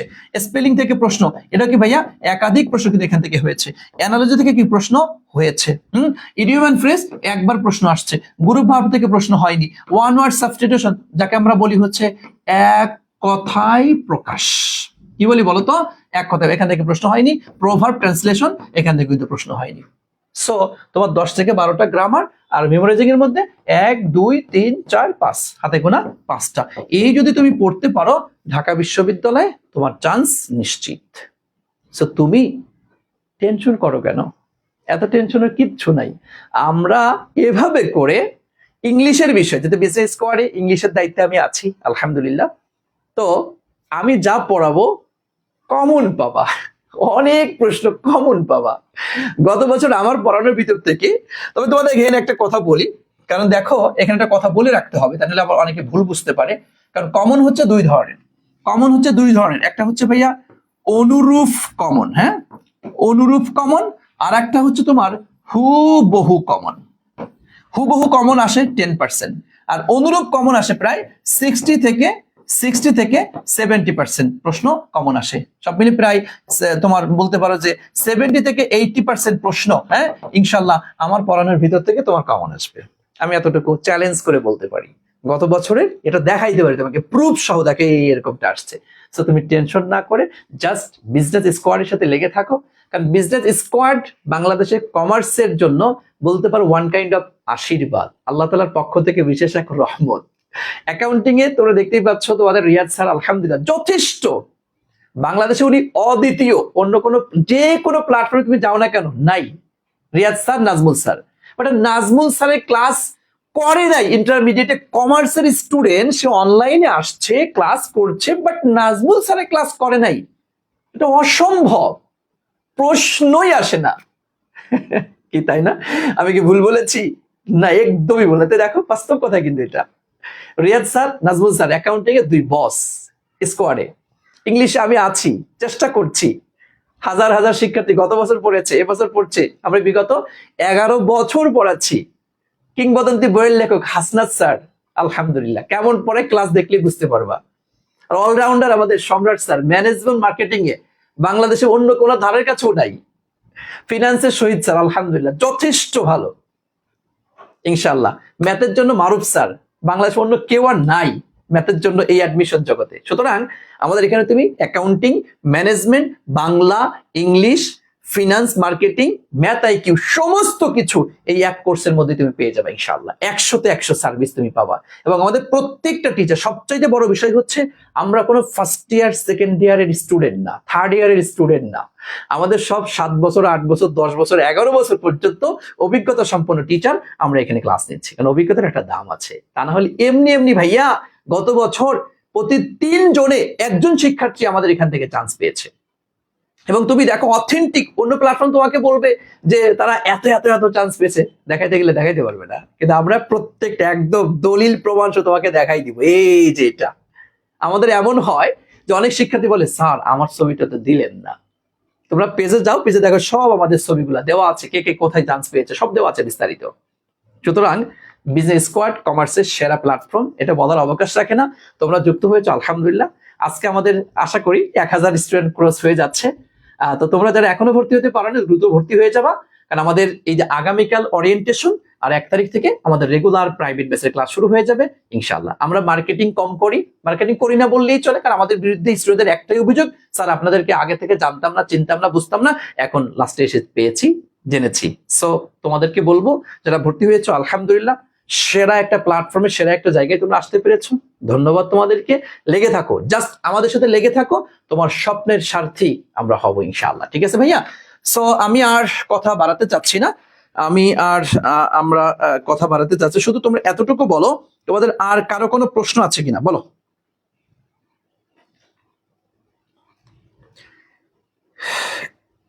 একটু আমাকে বলো।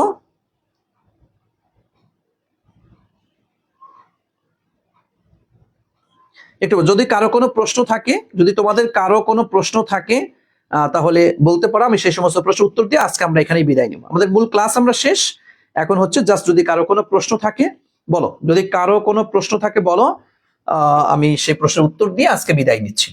বলো কারো কোনো প্রশ্ন, কারো কোনো প্রশ্ন আছে ভাইয়া? বলো তো।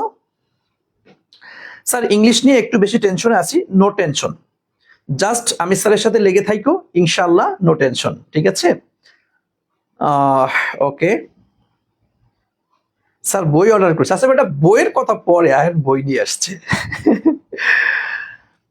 স্যার একটু ভালো ভালো কথা বলেন জানো, একটু টেনশন কম হয় ইংলিশ নিয়ে। আমি নূর মোহাম্মদ আল আমিন, তোমাকে বলছি ভাইয়া 1%ও টেনশন করবা না, 1%ও টেনশন না, জাস্ট লেগে থাকো। ঠিক আছে। স্যার সিনোনিম অ্যান্টোনিম পারি না, মাথায় ঢোকে না। তুমি তো পড়াই শুরু করো নাই, তো এখনই কেন এতই মাথায় ঢোকে না কেন?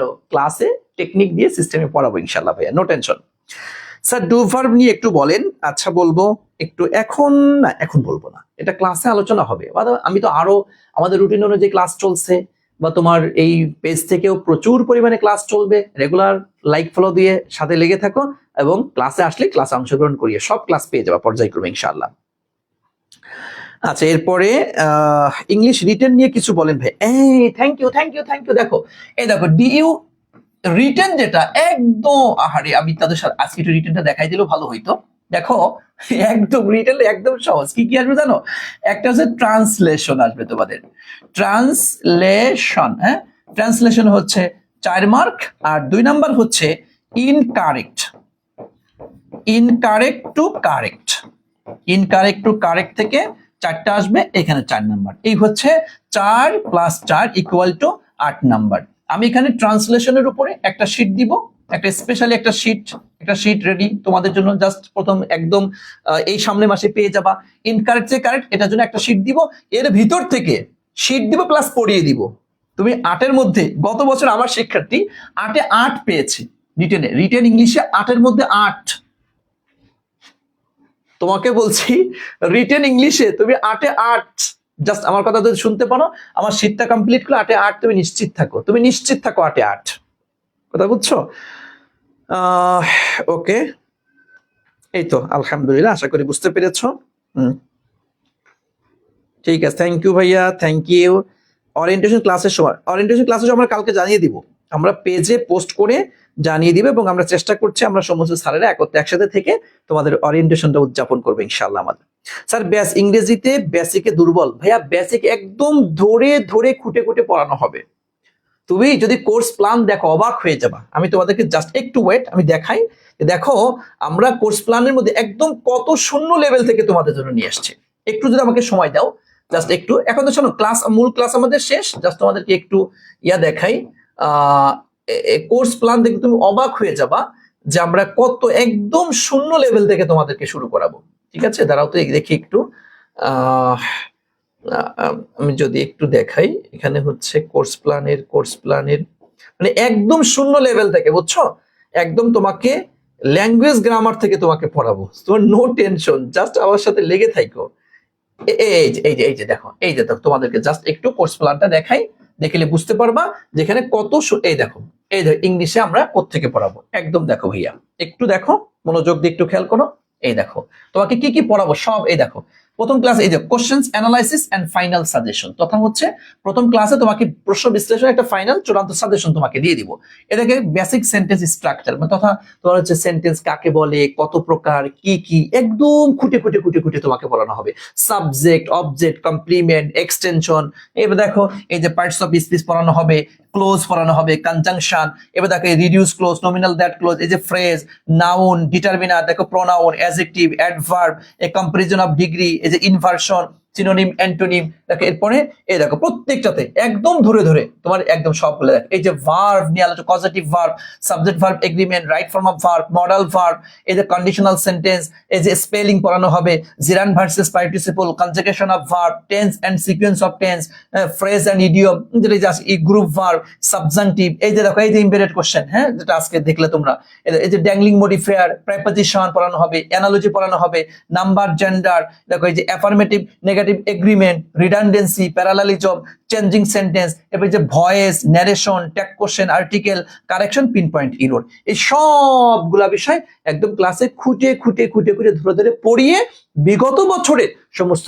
প্রশ্ন আবার বিশ্লেষণ করিয়ে দিব, মানে বেসিক ক্লিয়ার করানো, সাথে সাথে প্রশ্ন বিশ্লেষণ, বুঝতে পেরেছো? সুতরাং তোমাদের যার যত যত সমস্যায় থাকুক না কেন, জাস্ট এতটুকু বলবো, লেগে থাকবা। আমি জাস্ট একটা মাসের মধ্যে তুমি দেখতে পাবা ইংলিশ। জি স্যার, ইনশাল্লাহ ইনশাল্লাহ। ক্লাস শুরু করলে দেখবা যে না স্যার পারবো, ভয় পাবা না। স্যার একটা কথা কই, আমরা যারা দুর্বল ইংরেজিতে, তাদের কি আদৌ টাকা নষ্ট করা ঠিক হবে? আল্লাহ, কি যে তুই যে দুর্বল, তুই নিজে নিজে তো দুর্বলতা স্বীকার করতে করতেছিস, তুই কি আসলে পড়ে দেখছিস একটু যে আমাদের সম্ভব নাকি অসম্ভব? তুমি তো মানে চেষ্টা না করে আগেই মরার আগে আগেই মরে যাও কেন? ঠিক আছে, ওকে, ঠিক আছে, thank you thank you thank you ভাইয়া, অনেক অনেক অনেক অনেক কথা সবকিছু শেষ করেছি। আশা করছি তোমরা বুঝতে পেরেছো, ধরতে পেরেছো। ওকে, ঠিক আছে। আর আর আর আর আর হচ্ছে ওকে, ঠিক আছে, তাহলে আর বাড়াতে যাচ্ছি না কথা। ওকে, ঠিক আছে, থ্যাংক ইউ, সব কথা সব প্রশ্ন ক্লিয়ার হয়েছে। এরপরেও যদি কারো কোনো প্রশ্ন থেকে থাকে, যদি কোনো বিষয় থেকে থাকে, অবশ্যই সব ইনশাল্লাহ আলহামদুলিল্লাহ স্যারের দেওয়া নির্দেশনা মতো চললে ইনশাল্লাহ ভালো কিছুই করতে পারবেন, আপনি যে পজিশনে থাকেন না কেন ইনশাল্লাহ। জি, thank you so much, thank you thank you thank you thank you ভাইয়া, অনেক অনেক অনেক কথা, অনেক অনেক কমেন্ট তোমরা করেছো। ঠিক আছে, থ্যাংক ইউ, ভালো থেকো, দোয়া করিও। আশা করি ইনশাল্লাহ একটা বেস্ট একটা প্রিপারেশন তোমার হবে আমাদের বিজনেস স্কোয়াডের সাথে। লেগে থাকো শেষ পর্যন্ত, সেরা কিছু দেওয়ার জন্য। গত বছরও ছিলাম, এই বছরও তোমাদের সাথে আছি ইনশাল্লাহ। দেখা হবে নেক্সট, এই যে রুটিন অনুযায়ী ক্লাস চলছে, প্রত্যেকটা স্যারে ক্লাস করো, ভালো লাগবে ইনশাল্লাহ। আসসালামু আলাইকুম ওয়া রাহমাতুল্লাহি ওয়া বারাকাতুহু।